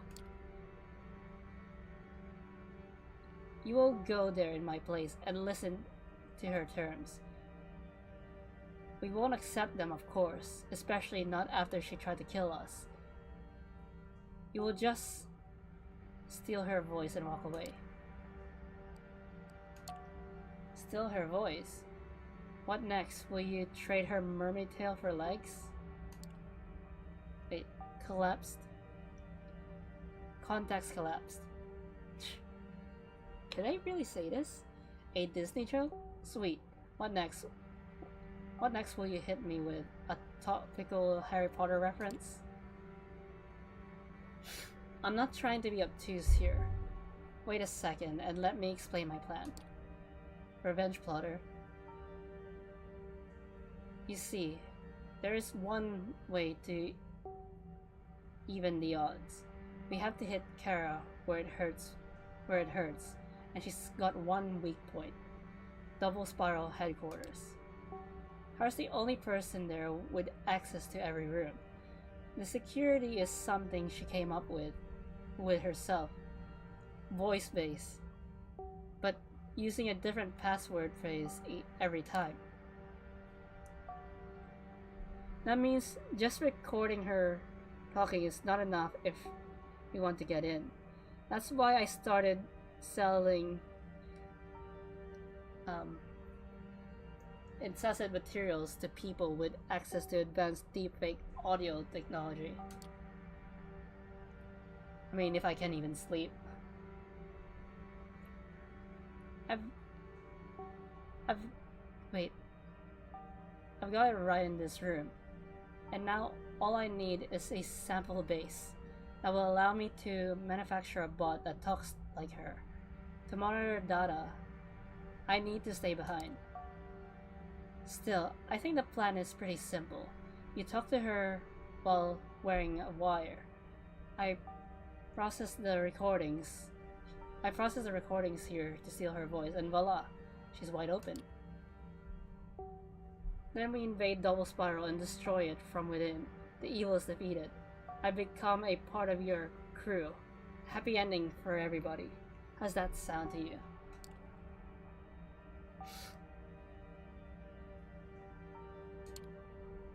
She wanted to talk to you. Why would she talk to me? Yeah, she's too stuck up to talk to a total random. But given the opportunity to get Sophie Langley's right hand on her side, she won't let it pass by her. Even if you aren't a minor celebrity in this city, I'm sure our connection would have been enough to hear you out. Hope shakes her head and claps her hands. When she speaks up, she sounds different. More spaced out, stuttering. Antisocial engineer. Alright, let me fix you up with the hardware. She hands you a minuscule earpiece and starts attaching a small decorative pin to your clothes, along with more masked wiring. It's the directional microphone. I can clean up the audio later, but keep it pointed directly at Kara as much as possible, alright? You put on the earpiece she gave you. It fits snugly deep inside your right ear. 1, 2, 1, 2, 1, 2, 1, 2. The hardware works flawlessly, and the audio quality seems great. You give Hope an affirmative sign with your head. Beautiful. Garrus designated the meeting place as the vessel. You've heard about the place, right? It's right by the eastern end of the Lincoln Tunnel. A giant pile of staircases, basically impossible to miss. Manhattan's answer to the Eiffel Tower, or a gaudy monument to being only ever so slightly free. Is this game a light novel now? I mean, a lot of visual novels are like that. That's why they're called visual novels. Light novels tend to be in between novellas and novels. Like, novellas are very, very, very, very short novels. Light novels are in between novella and novels. I tried writing a novella once. I'm still writing it.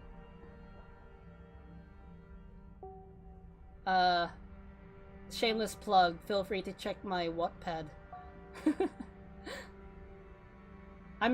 Right now, I'm not using Wattpad to write. I'm using Google Docs, and when I'm finished writing the novel, I'll just copy-paste it there.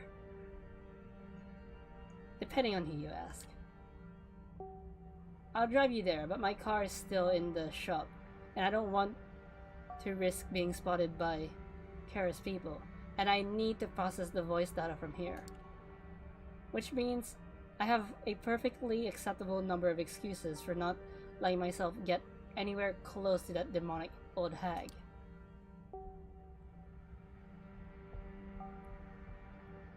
I mean, it's also kind of my fault because Hiba told me I just needed 2 friends and then I could just, you know, do the story missions. But I'm here doing all the friend routes. You involuntarily roll your eyes a little bit. Hope sits in front of her screens, pretending not to have noticed. So, should we get this show on the road, or what? Ready whenever you are. You sense no sense lingering here. You get back to the streets and find your car. Wrapping up this show as quickly as possible sounds like a good idea. Around 30 minutes later, you are in front of the vessel. Yeah. Hope's description, a giant pile of staircases, wasn't particularly helpful. From the distance, the building looks more like a giant honeycomb designed to swarm with designed to swarm with tourist bees. At least during the day, that is. At the moment, this place is closed to the general public. A few men who look vaguely threatening and out of place are making sure nobody unwanted gets in. However, you have no problem getting up the stairs. All it takes is an exchange of knowing glances with one of the guards. You are expected. A lone figure appears in your sight, staring down the streets of Manhattan. You know, city people often complain about being unable to see the starry skies, but I always thought the real tragedy was how they're unable to appreciate the man-made sea of lights that surrounds them. You can teach people a lot of things, but you can't teach them to see, huh? You recognize the face from Hope's phone. Finally, you meet Kara Montgomery in the flesh. She turns to you, puts on a wide smile, and shakes your hand with a firm grip. First a representative of Sophie Langley, now a representative of Hope. Now that I've developed my own career, not the way I've developed my own career, but I gotta say, not many neonates get around the way you do.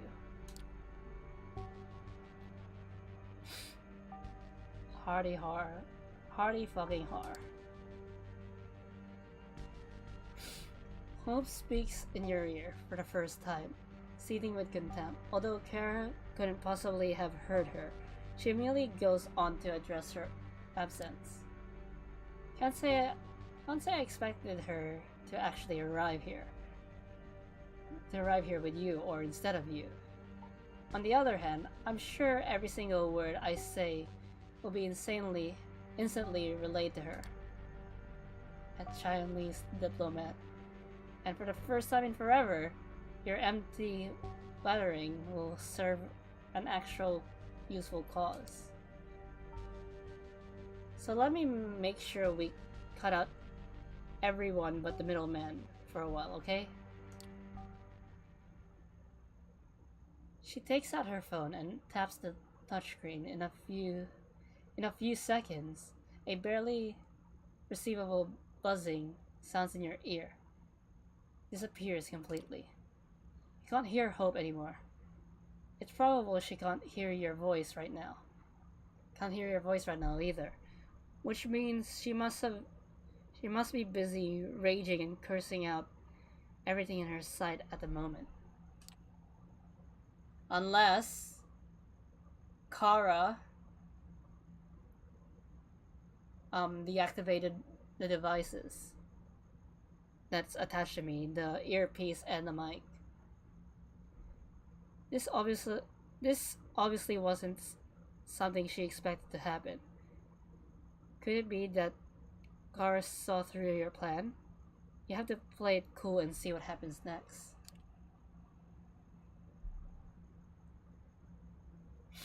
Knowing Hope, you've probably heard whatever scraps can be googled about me and a pile of insults for good measure. Hey Jaws, learned something interesting for you. What is it, Hiva? Obviously, I know everything there is to be known about you as well, Jaws.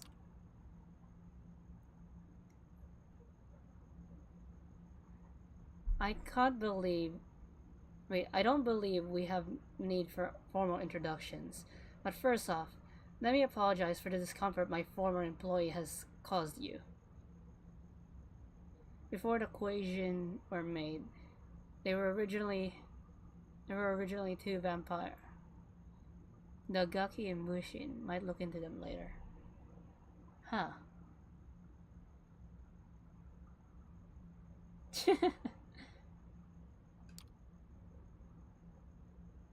I wasn't remotely aware of his planned actions against Hope. I fully condemned them. I'm glad to see you unharmed. Can I really trust her? And of course, applaud your swift disposal of the psycho. Lightning chose you well. Vampire the Masquerade stuff. I mean, World of Darkness. Brief silence. So let me cut to the chase and present myself the best way I know how. Through my ideas. Who do you think has a monopoly on reality? Not much for small talk, is she? Who do you think has a small monopoly on reality?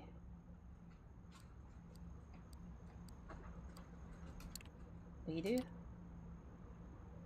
Kara raises her eyebrow. Now that's a magnitude if I've ever heard one, unless you mean us as in the kindred. A monopoly is a bit much, but yes, we've pretty much we've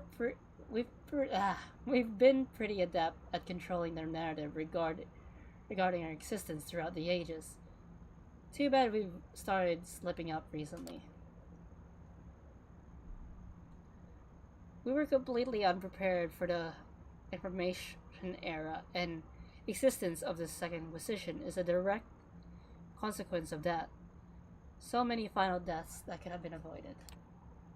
But unlike Hope, who decided to separate herself from the shit show and criticize from a safe distance without offering any solutions, I'm here to take matters into my own hands. She signals to someone behind you. For a while you've been watched by Kara's men who circle around the staircases, presumably her ghouls. One of them sets off downstairs. You know, Bolivia just had a military coup. Hundreds of new accounts posting about nothing but Bolivian politics in English set out to convince every random person online that the US wasn't to blame.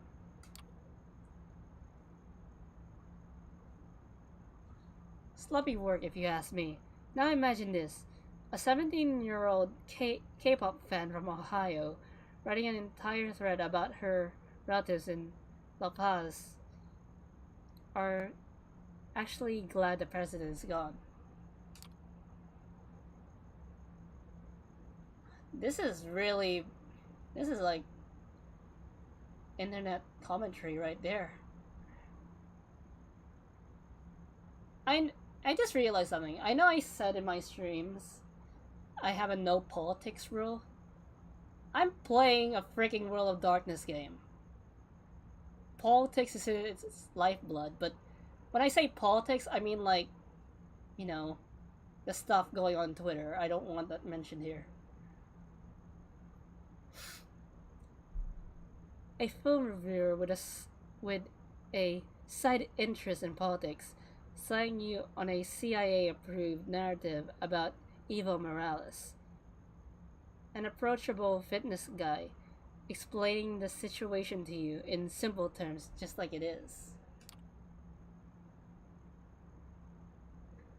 Animated voice, expressive gestures, and steady eye contact.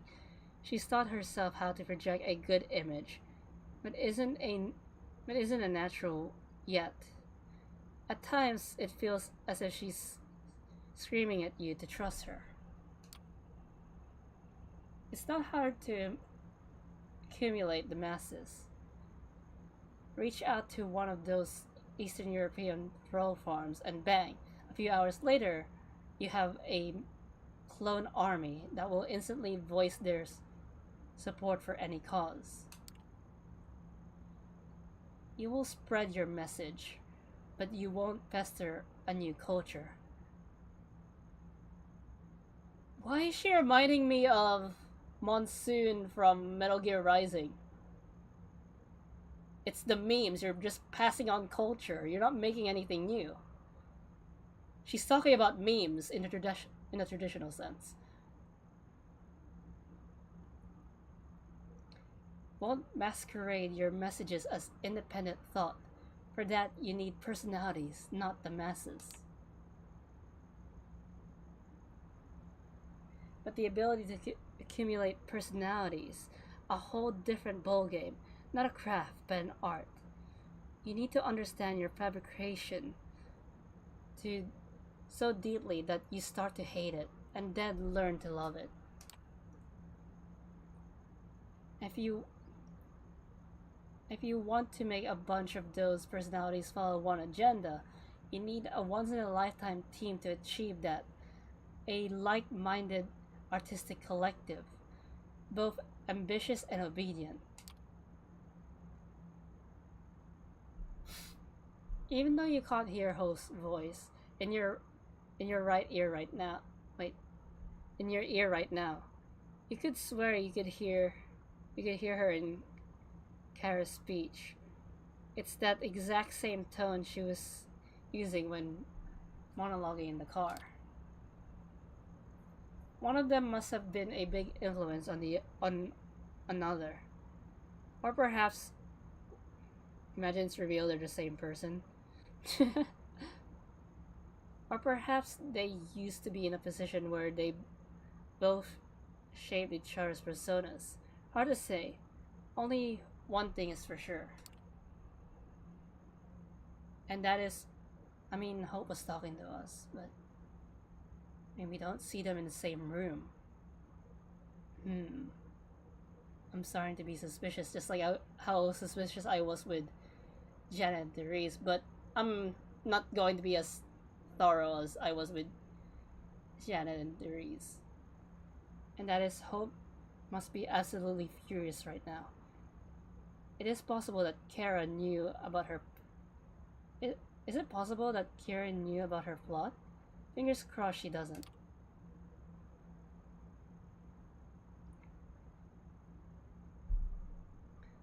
The state is satisfied with an account that went unused for 5 years, suddenly starts yelling imperialist propaganda into the void.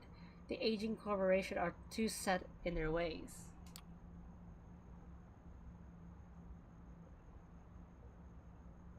But imagine a fresh startup that enables the revelation of ideas adjacent to the prince's plans for the future. Now imagine getting into bed with the biggest corporation and agencies. So many unlives that could be improved or even saved from the raids of First Light, which is a second Inquisition branch. I have the infrastructure, I have the elder support. All I need now is a mastermind at the center of it all. Hope. Yes, hope.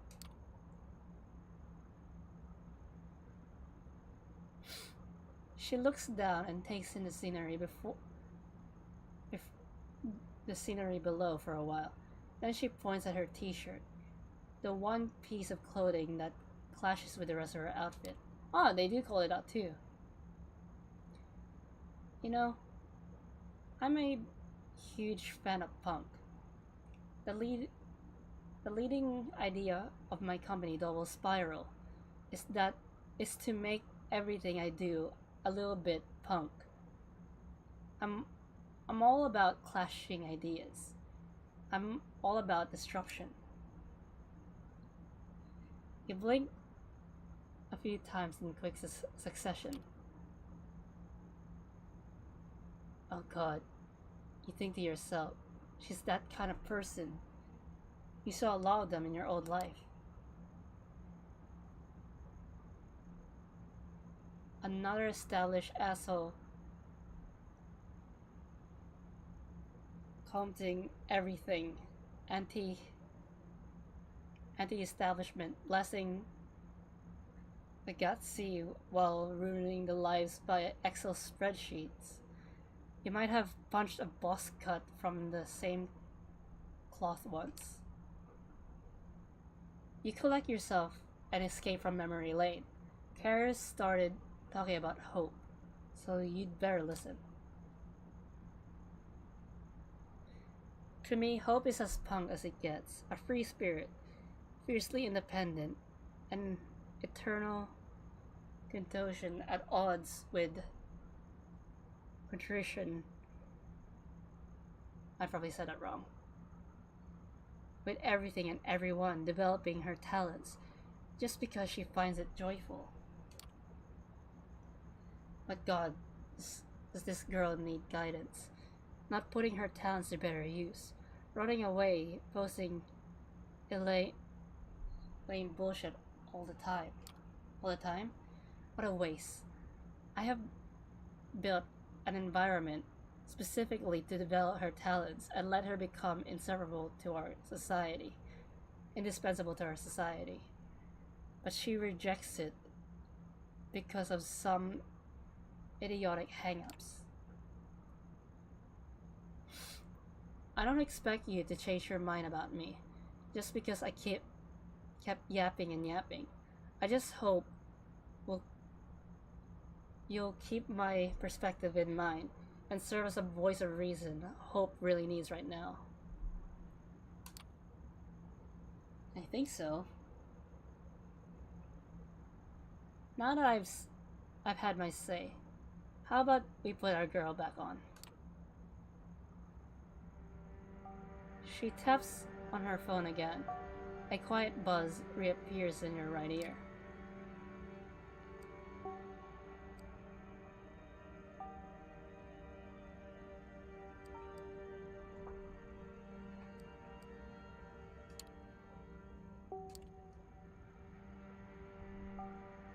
Five extremely long seconds of radio silence. I'm here. Keep talking. Investigate double spiral now. Don't worry. She should have heard everything. I just wanted to spare you an annoying commentary track while I introduce myself. Excuse me for a second. One of Kara's guards approaches to show her something on his phone. Hope uses the distraction to get you up to speed with how things are on her side.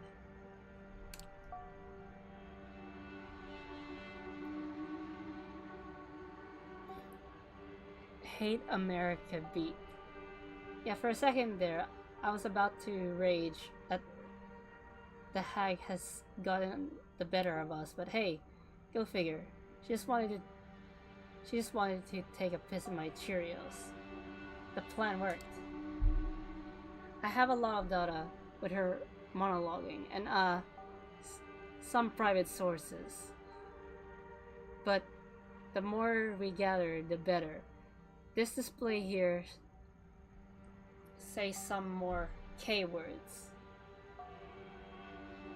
Could be useful. So don't beat yourself up about it if you fail. But if you get her to repeat something with K in it, that might improve our deepfake voice.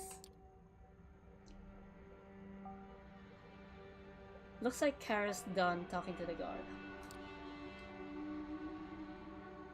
Sorry about that. Looks like She said looks and like. Does that count?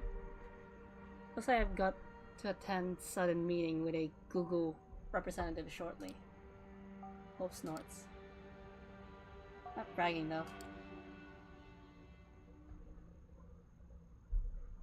By the way, does anyone but Hope know about this little rendezvous? Your patron? Any other companion?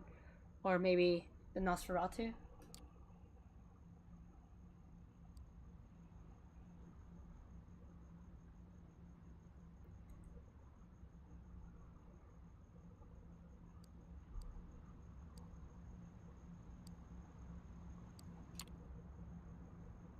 Nobody, it's just us. Should I have told anyone? Maybe, maybe not. It just says a lot about your personality, that's all.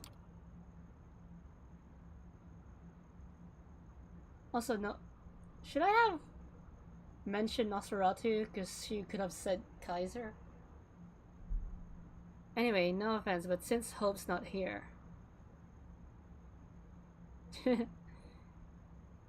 I really have to rush.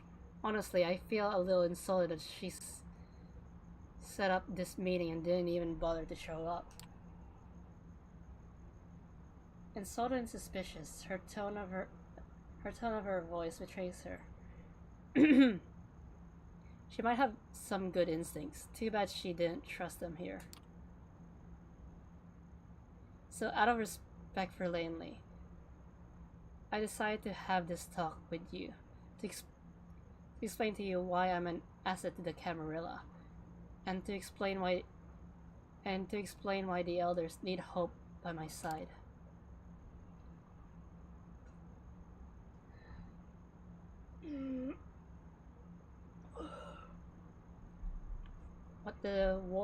What the worm-brained hag here forgot to mention is that the elders don't give a shit about me.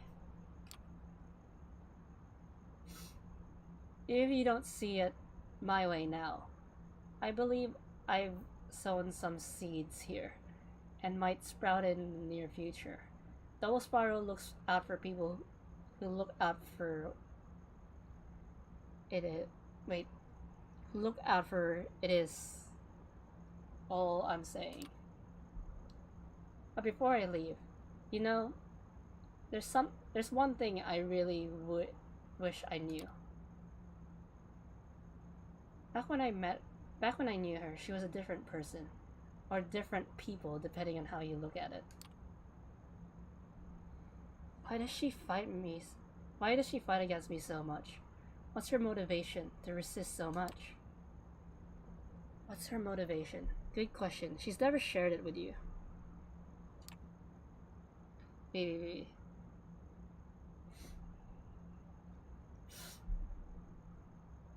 Answer whatever you want, but A, you better lie through your teeth. B, you better say V. You better say V a few times if you can. It might improve a few shortcomings of our deepfake software.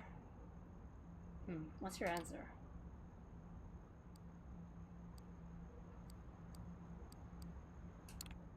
Love, I think?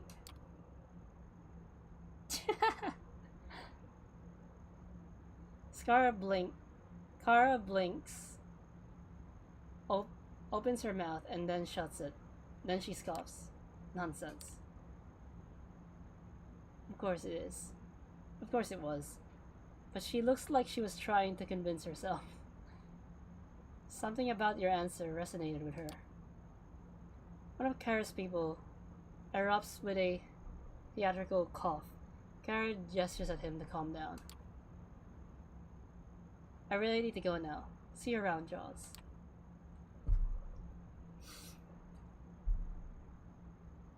She begins to walk down the stairs, surrounded by her guards. Once she's gone from before your eyes, Hope decides to summarize your mission.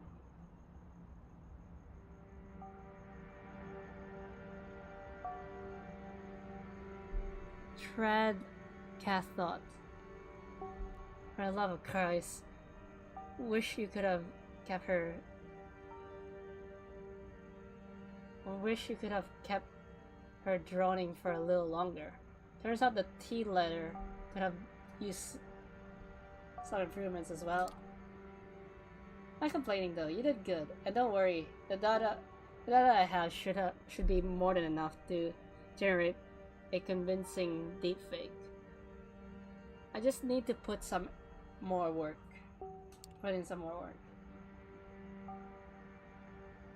So I guess I will get to that right away. Enjoy the rest of your night. Drop my software by your... Drop my hardware... Why can't I say hardware? Drop my hardware at your haven when you get the chance. I'll let you know when we're ready to hit Kara's base of operations. Pray for my success, sweetie. And I might need be done soon. Maybe even tomorrow. And once we're done with her, we'll talk about how I can repay your generosity. Amen. The connection drops. It looks like that's all for now.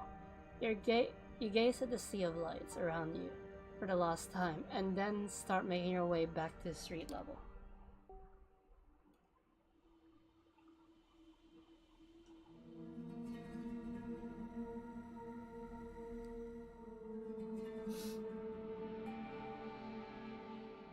You arrive at the Lich Pit, finding it less rowdy than the last time. The bar is still packed, but the dance floor is empty tonight. Instead, the old crackling speakers. Are you sick? That's empty to you? Anyways. Crackling speakers are playing music that would have probably sounded like noise even on the high-end hardware. Mia's nowhere to be seen, but you do remember she requested that you ask for her at the bar. You approach the bar as the bartender finishes pouring a beer for an older guy in a faded, failing Iron Maiden shirt. She turns to you. What can I get you?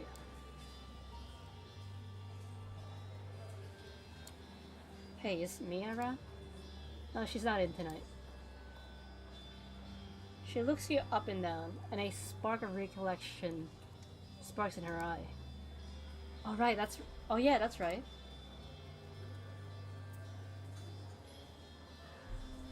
She takes a well-known book from behind the counter, some kind of YA vampire novel, and flips through it. She produces a piece of paper from between the pages and passes it to you. She told me you'd be interested in reading this. You find a relatively quiet corner and take a look at the note. T wants to meet you. I'll arrange it, but you need to prove you're trustworthy. Look around the Lich Pit for a guy named Bruce. Buff dude, sleeve tattoo on his right arm. I'm 90% sure he's somebody's retainer. Sent here to spy on us by the camp. Get me the name of his master and write it down on this card, then return it to the bar. It doesn't take you long to locate this Bruce guy. He sits alone in the corner, 2 beer glasses already empty on his table. You take a moment to consider your approach. First, retainer. A human who serves a vampiric master. Kindred rarely go without at least a few of these mortals, both for convenience and protection.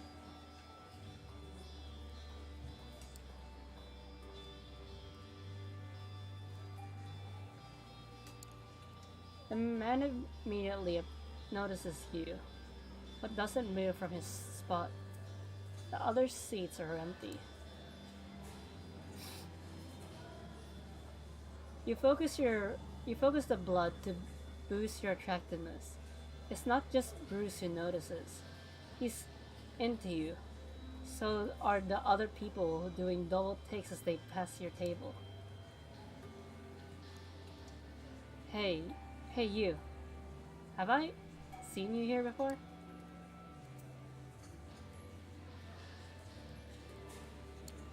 I don't think so. It's my first night here. Hey, I'm lucky tonight then. I'm lucky I'm here tonight then.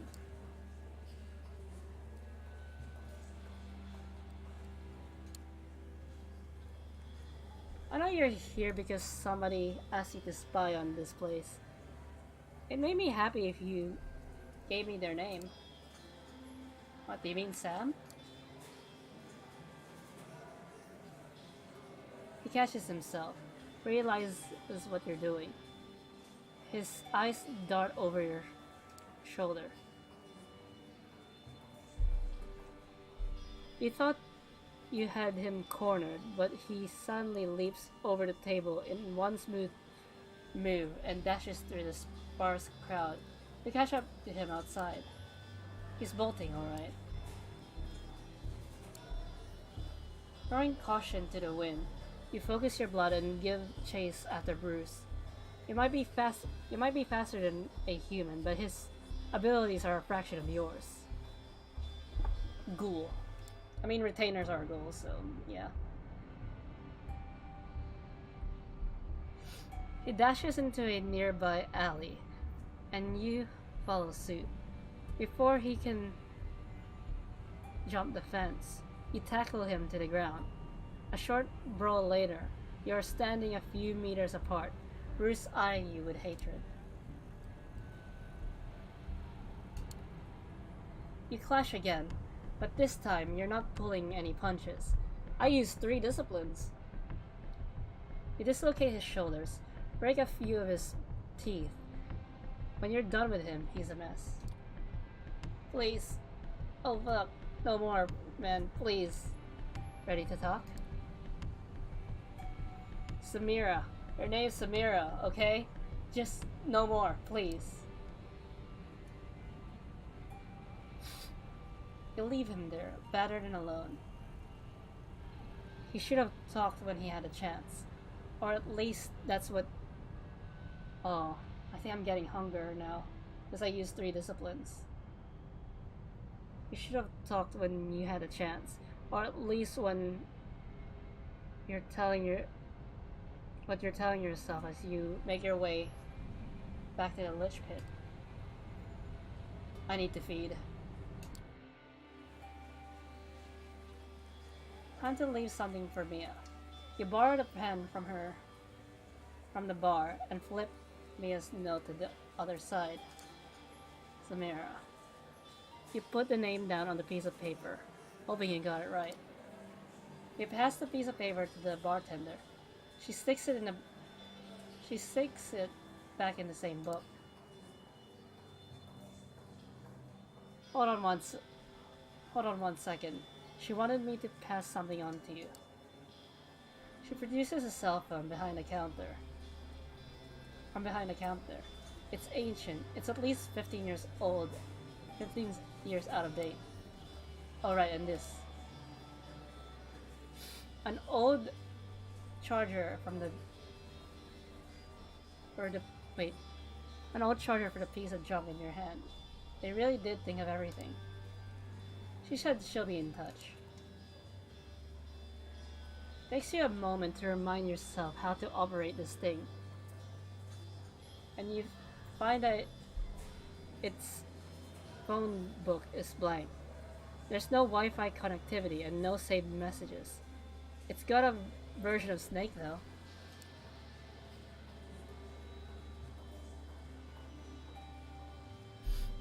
The bartender is already at the other end of her domain, taking orders from patrons. With your anarch contact nowhere in sight, you decide to move on for the night. Hopefully your educated guesses, based on the scraps of info you collected, will be enough for Mia to call you.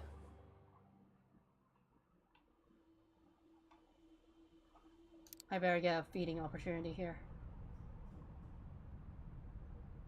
You're in your haven when someone knocks on your door. Puzzled, you opened it. Agathon stands in the hallway expectantly, as if the 10 seconds it took you to come to the door was an impossible position. How's your grandmother? Is everything okay with her? Agathon looks at you in obvious surprise. Yeah, she's fine. Juno didn't come back. Thank you for asking. You follow Agathon down the street, wondering what kind of revelations tonight will hold. So far, Agathon's rituals haven't been successful at locating the notes, but you've learned a lot about the Timir and Agathon himself. This time I've got it. The problem is, when an old vampire disappears even from our clan. We're so secretive that it's hard for us to find out what they're up to, what they were up to. Agadon's car is parked at the curb. We get in and he starts to drive. Here we are again. I might have guessed that the notes we're looking for belong to an old member of our house. The problem is that we need them to continue her research.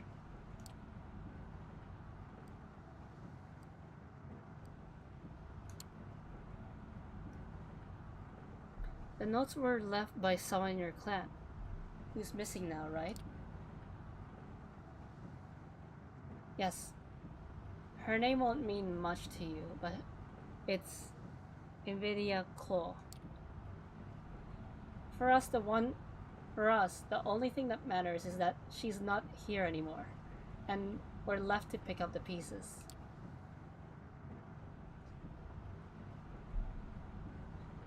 You're getting used to this. You're getting used to sitting in Agathon's car in silence. He drives. You look out the window back to Queens. Eventually, you roll up to an industrial area called Willett's Point. It doesn't really look like a place where a blood sorcerer would hang out.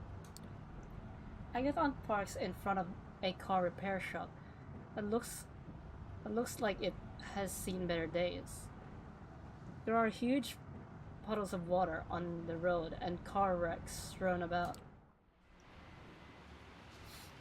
Better be quick. If I could find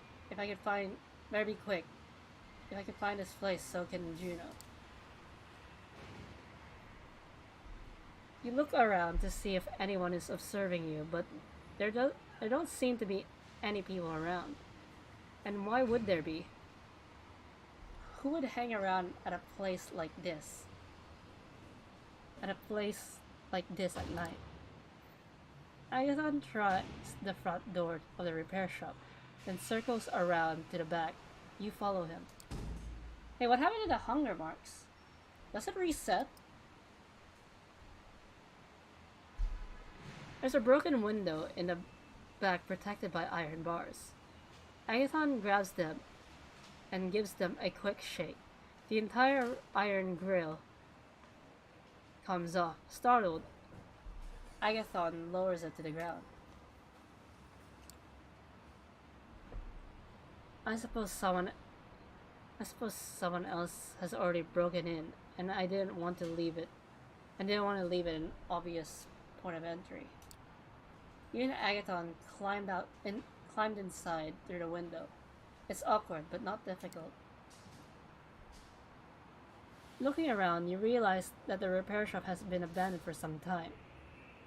It looks like homeless people have stayed here in the past, but nobody's currently squatting on the premises. You try a light switch, but nothing happens. You know the drill. I'll do the ritual in the office. Make sure there are no interruptions. Agathon makes his way to the repair shop's office, a slightly cleaner area than the rest of the building. He begins the ritual in the dark.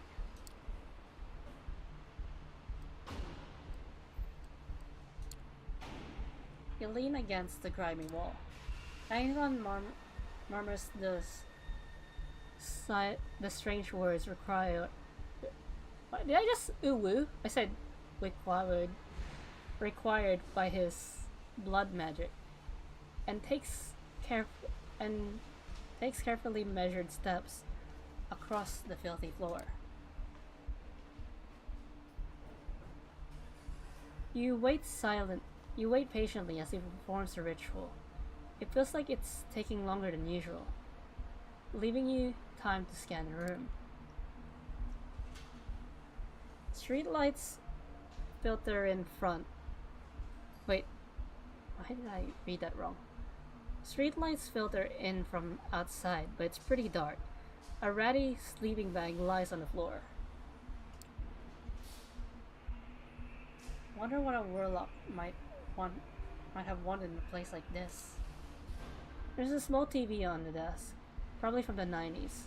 Looking closer, you realize that there's a post-it note on the middle of the TV screen. You take it.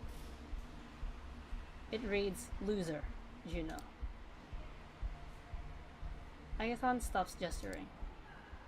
"They're not here. How's that possible?" You show him the post-it note. He takes it and looks it over, as if suspecting it might hide a devious trick. Look, she has the notes, and she had to gloat. We have to go. Feels like you've spent a lot of time recently hurrying after Agathon as he walks briskly in and out of buildings and to his car. He starts the car as you close the door.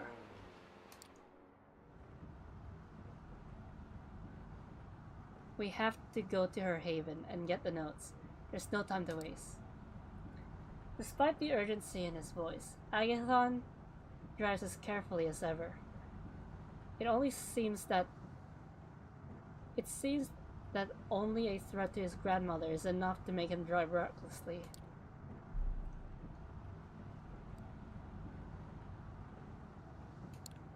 What do we do with her? Is she an enemy? Let's not be hasty. I'm sure we could talk this through. Agathon doesn't sound too convinced. Juno's heaven is in Brooklyn, in a waterfront warehouse. Agathon drives south to Brooklyn. This is one of the advantages of being undead. Moving at night, traffic is much lighter than if you wanted to zoom through the 5 boroughs during rush hour. Parking the car, Agathon points to the light coming from an otherwise dark yellow brick warehouse. That's her. Let's go in.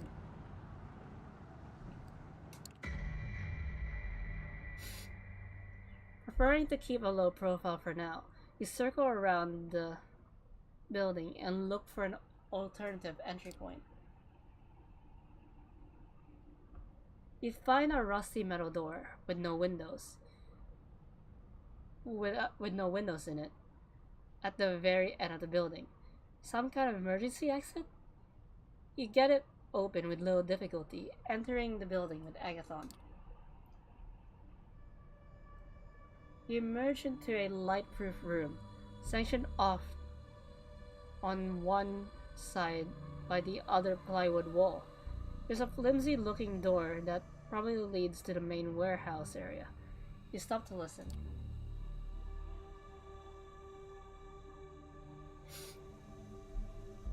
You hear 2 voices, but they're hard to make out. One is Juno, and the other sounds like it comes from underwater, with strange resonance. You do your best to make out what they're saying, but you understand only bits and pieces. I'm a little motivated. Oh, I just realized one of her eyes is green. Is it possible for me to bring another? Yes. You are too powerful. Enough waiting. Agathon tries to break down the door. I'm starting to woo! Unintentionally, like I'm pronouncing the R's as W's. What's going on? Is it because of my hunger? By ramming into it with his shoulder, it's flimsy and breaks with surprisingly little effort. There.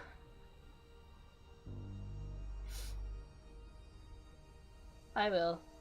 You and Agathon barge into the space and find yourselves at a preparatory of a candlelit ritual circle.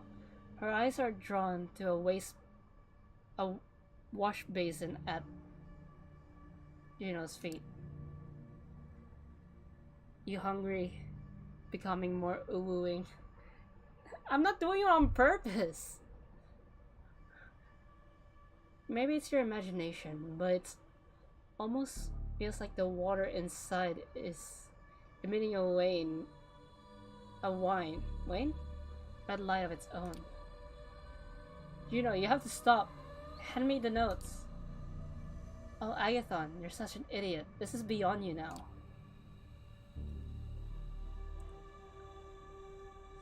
I'll give you one last chance. Come with me. Forget Ainsling and her power games. Join me and become your own man. What? Agathon seems generally flabbergasted at the suggestion.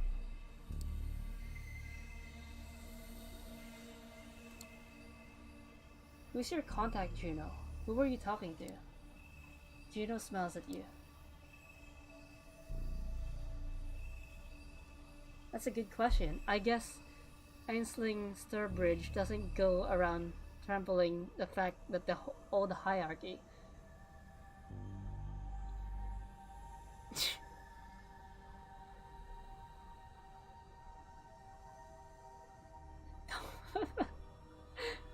No.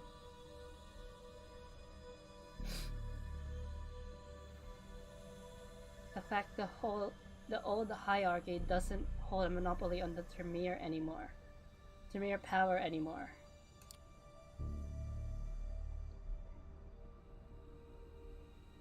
There are other forces out there, and I'll join them. Juno picks up a bulging old folder from a chair inside the ritual, from the ritual circle. If this dumbass has any brains, he'll join me. No, and not for the clan, but for my family. My real family. Juno sighs. She doesn't look surprised at Agathon's refusal to come with her. I would have felt badly if I hadn't offered you the chance.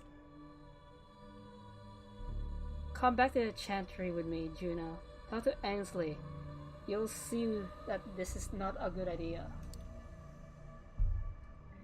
He glanced at Agathon with concern. I feel like a third wheel right now. You're no sorcerer, but fighting Juno in the middle of her ritual circle doesn't seem like a good idea. 2 words. Fuck you.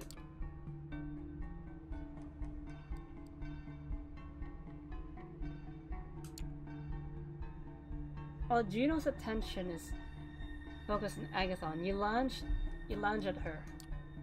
He doesn't even have time to blink before you grab the folder from her, and keep speeding out of the building. You don't look back, and you anxiously wait Agathon's return by his car. It's only a few minutes that he emerges from the warehouse, looking worse for wear.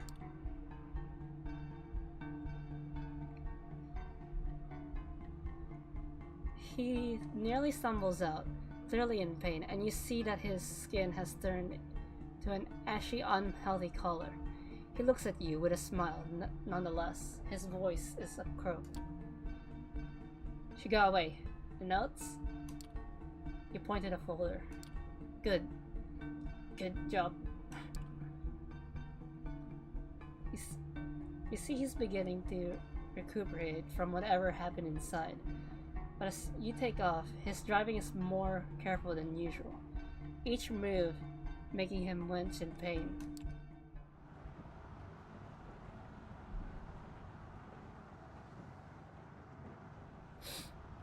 You sit in silence as Agathon drives you back to Manhattan. Traffic in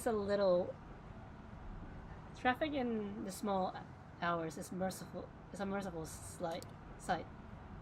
Consider your next words.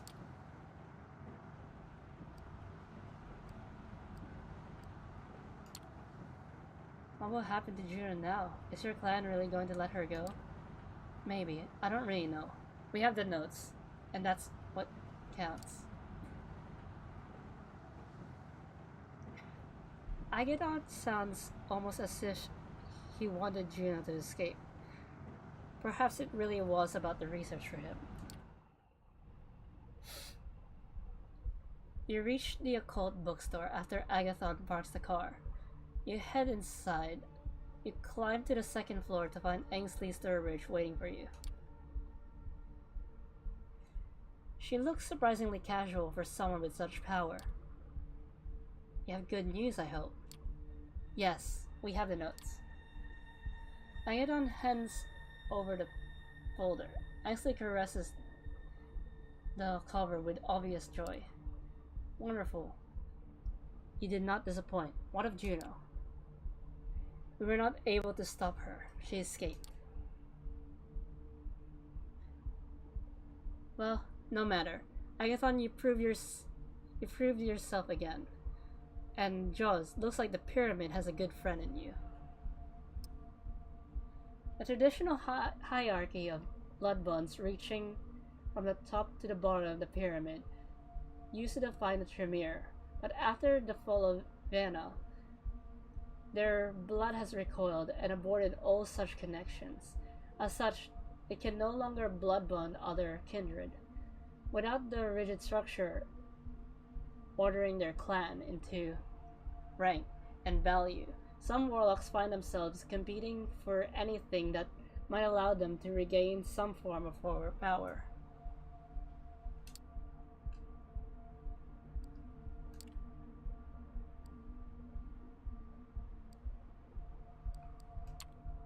You nod, not saying anything. Agathon looks relieved. You leave the bookstore with praise ringing in your ear. Even the tracturned Agathon manages to smile. You have no idea what will happen with the notes. Oh, I finished Agathon's questline. But you feel that you have reached an understanding with Agathon. Perhaps that's enough in this world. That's enough in this world for backstabbing and betrayal that you now inhabit.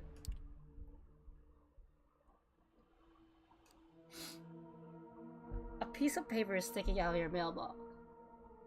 Wait. A piece of paper is sticking out of your mailbox. Oh, they made an error. Your mailbox. It's a computer printout. A note and a screenshot from Google Maps. It reads, meet me in the indicated spot at 10 p.m. I'll pick you up and we'll take it from here. We'll take it from there. No signature. The place marked on the bridge is the lookout point near Pier 1, just next to the Brooklyn Bridge. You check the phone that may have passed to you. No new messages, no missed calls. It's all a bit fishy, but there's only one way to find out who addressed this to you. Looks like tomorrow evening has been planned out for you.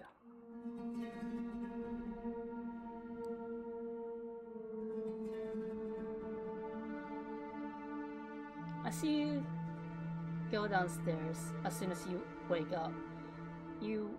One more glance at the phone. No news from Maya.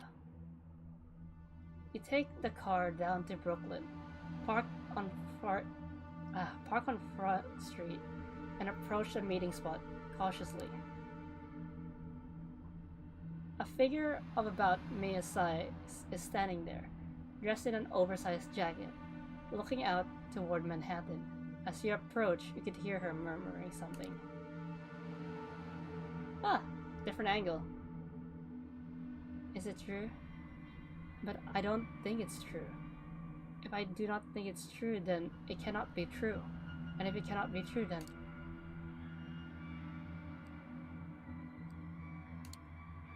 Hey, Mia, is that you? Oh, it's someone else. The woman turns to you. It's not Mia. Whoever it is, you have never seen her before. She looks perfectly plain and unrememberable. It is not her. It is you. You are me, and I am you, and you are her, and we are here.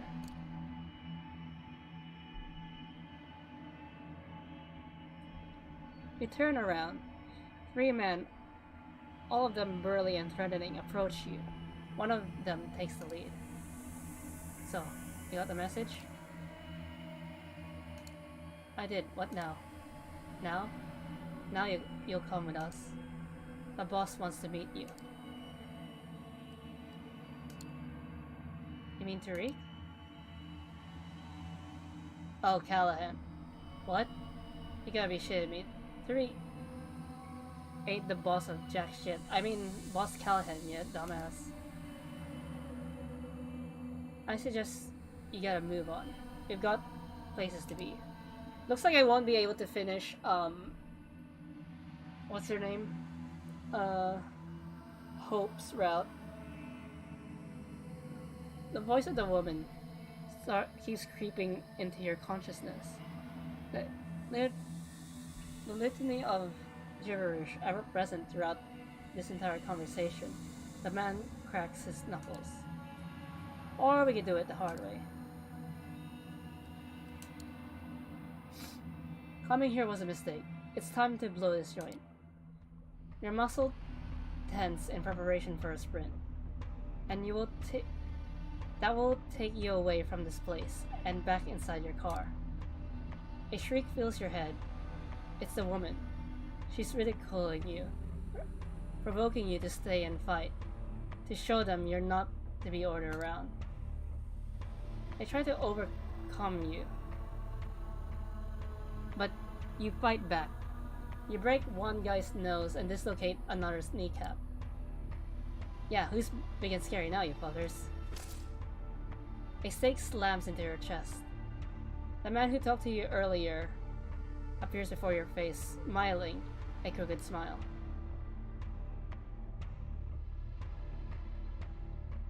Do I always have to do everything myself? Load him onto the boat, you useless cocksuckers. You're barely conscious. Oh yeah, stakes paralyze vampires, for those who don't know. It's impossible to tell where they're taking you or how long it will take. The sucking sound and the clear sensation of having a cavity in your chest that wasn't there before. A deep voice breaking through the oblivion you're returning from. Vincent, my boy, you truly are a nuisance sometimes, but you do get the job done. That's why I respect you. Thank you, boss.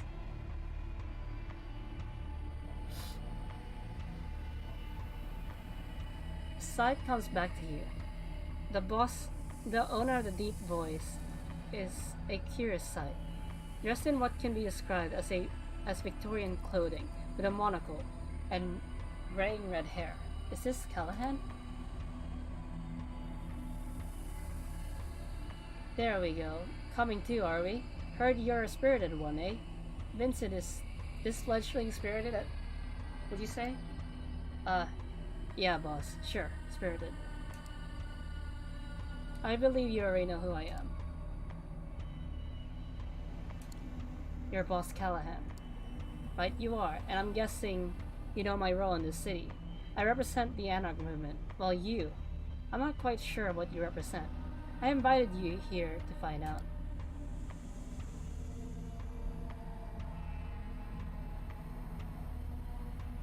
Now, let me make myself perfectly clear. I am disappointed in you.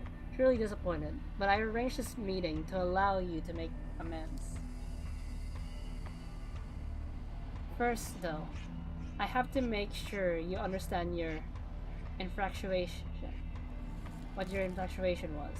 So, do you know why you're here?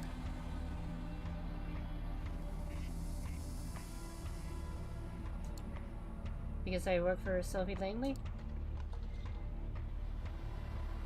Child, why would I give a shit-stained dime that you work for that dried-up whore? That's not it at all. Tariq is the reason you're here. Or the little angry stompet of his, I'm told. Yes? Mia. Oh, I'd love to get my hands on her gut neck and ride it until it breaks. But see, I'm a statesman, and that's not a prudent thing to do. No, indeed, the prudent thing to do is to tolerate both her and her placid ebony skin mentor of hers. Look at what the world has become these nights. Here I am. So you're racist. Here I am, lambasting a black man and a woman in front of a whelp of Asian descent. My papa, rest his soul, would not believe it.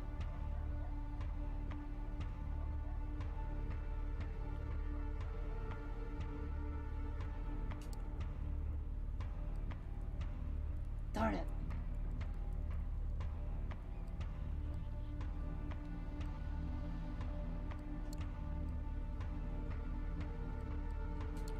You better take that dated shit back, old man, or else. How can you be an anarch and be racist? Or else you're going to do what exactly? He looks at you with rage in his eyes, and you feel insignificant and vulnerable. An irrational fear takes over you. You cannot speak up against the man again. You just can't. He's too terrifying. Now that I have your full attention, I'm not gonna obey you, you dumb head. I will request something from you, and you will obey me to the letter. But that comes later. First, you will answer a few questions, the first of which is who pointed you to Mia? Nobody, it was my idea. Oh really? And what was your intentions behind this meeting? I needed her help with something. Oh come on, you'll have to be more specific than that. I need to know exactly what it is that you discussed. I wanted her to explain the anarchs. I wanted to learn about the anarchs, so I asked her about the movement. Oh child, you should have come to me then. I'm the anarch movement in this city, and nobody makes a secret out of it. You bet on the wrong horse, and I'm sure you'll soon learn. See, that wasn't so hard. Now, was it? Of course, I can't be sure of how much of what you told me was true, and how much of it is worth about as much as yesternight's horseshit. But I'll find out. I always do. When I do, we'll have another one of these nice talks, and maybe, just maybe, you'll avoid this upcoming unpleasant episode next time.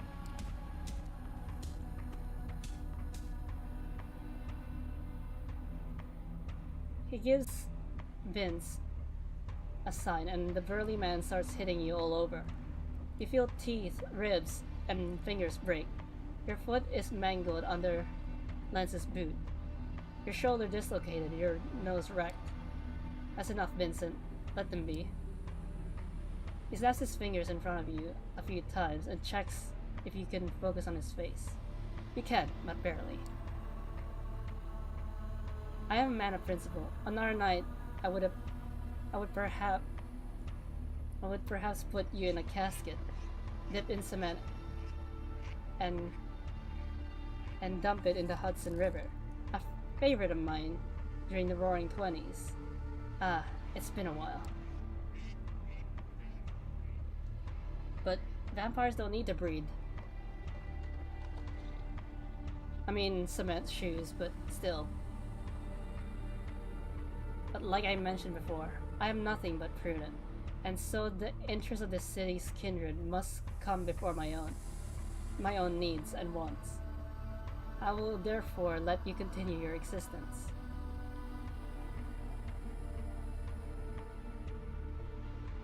Here's what I require in return for this boon. You are forbidden to meet Tariq. I'll keep an eye on him. If you want a place with the Anarchs, you go through me, and only me. Got it? No, I'm meaning Tariq. You have to understand, what I made my associates do to you tonight was just business. We can still work out a mutually beneficial relationship. In fact, it's either that or your final death. Time to go, Vincent. Take the boat back. Leave the fledgling here. I think they have a lot to think about. Sure thing, boss. Pleasure making your acquaintance. Callahan walks away to do Vincent and his band of thugs. You lie on the ground for a while longer, feeling the blood slowly putting your body back together, your hunger growing. You can hear the beast calling for sustenance, for safety, for revenge. A distant but pronounced their desire. It's not until you mend yourself enough to appear more as a mugging victim than an impossibly mangled walking cavalier that you hail a passing taxi, passing the head back to your haven. You give the driver your address and pass out. The darkness greets you. Some time passes, you think. You feel somebody shaking you. You open your eyes. It's the driver. You think he's asking you if you're alright. His words change to a muffled shout. He goes silent. You think he tastes great. As great as a tired, caffeine-pumped taxi driver with high cholesterol can taste. Warm blood pours down your throat and flows to your limbs, mending them. He is growing cold, but you still do not have control. You are still observing, not acting. Your body is not yours. The beast is in charge. That's enough. No, it's not. I said that's enough. It will never be enough. Enough. You break from the man. He's dazed but conscious. He groggily says something about feeling tired. You leave the money on the driver's seat and let him rest in the back. The four familiar walls of your haven are a blessing. The beast inside you keeps nagging, but you have reigned it tonight. Not a small feat, given your state. You are still weak. You're still not quite mended. You need to rest. Tomorrow, you will have to feed again. Tomorrow, you will have to consider your next move. Callahan is not the kind of man who quits, but tonight you rest.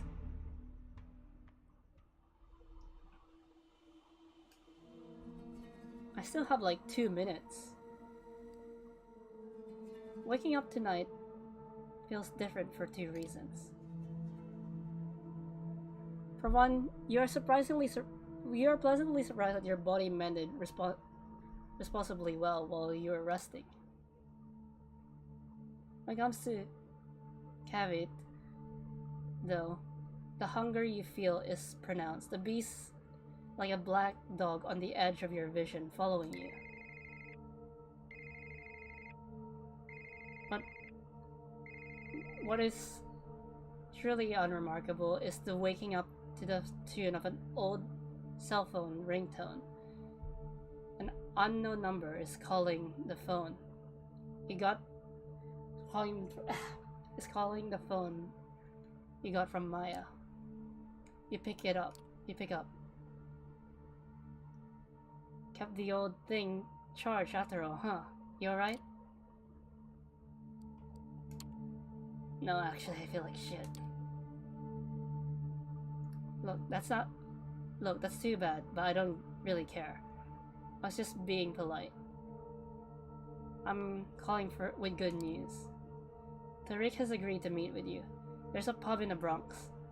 Solids and Stripes. Be there tonight. 2 things. No drinking on the premises.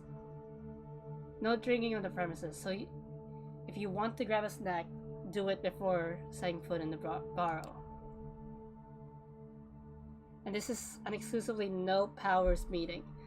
We'll be rubbing shoulders with commoners the whole evening. And also, we don't trust you, so keep it casual or you'll blow it. Anything you'd like to add?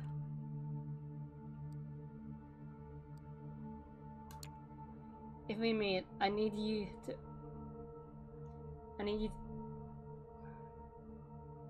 to offer me protection from Callahan. I met him yesterday. He kicked my ass and forbade me from meeting Tariq. Silence on the line. Fuck. More silence. I can't promise you any protection on your way there or back. But at the pub, you'll be in Tariq's domain, and for all he's pestering, Callahan doesn't have the balls to strike Tariq directly. We'll post additional lookouts on watch. That's the best I can do. If Callahan got under your skin, I get it. I was in that spot once or twice too. All I've got to say is, the risk is worth it. If you don't show up tonight, I won't blame you. But it's a one-time offer only. You gotta hedge your bets. Hedge your bets. Just don't do anything stupid. You meet us tonight, it'd be in good faith. She ends the call. I need to feed. First things first, you take the subway to York Street Station. Walk to Front Street, retrieve your car, and weigh your options while driving back to your haven.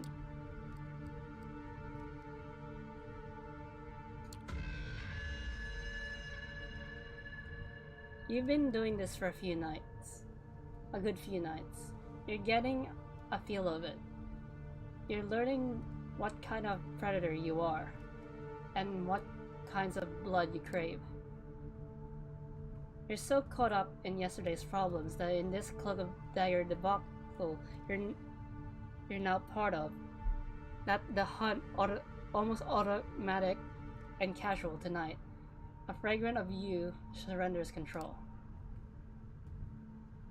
Just minutes after you find your victim, coax them and drink from them. You find you've forgotten their face, and now they're well dressed, and how they were dressed.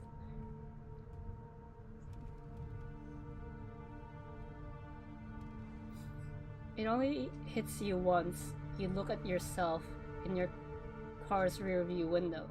This was wrong. You can't let this become the norm. You hurt somebody, a human being. You're a monster.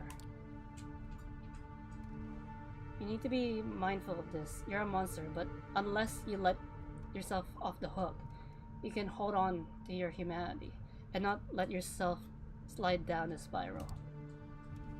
Okay. I'm ending the stream. So yeah, I hope you guys had fun. I went a little overtime, and sorry if I didn't really do any voice acting. I was just reading and how I was wooing by accident. That's because I was hungry, okay? But I can't do anything about it because of my tests. I'll be back next Friday for some people, but Saturday my time. So yeah, I hope you guys had fun. Enjoy the rest of your day, and I hope I see you guys in a few days.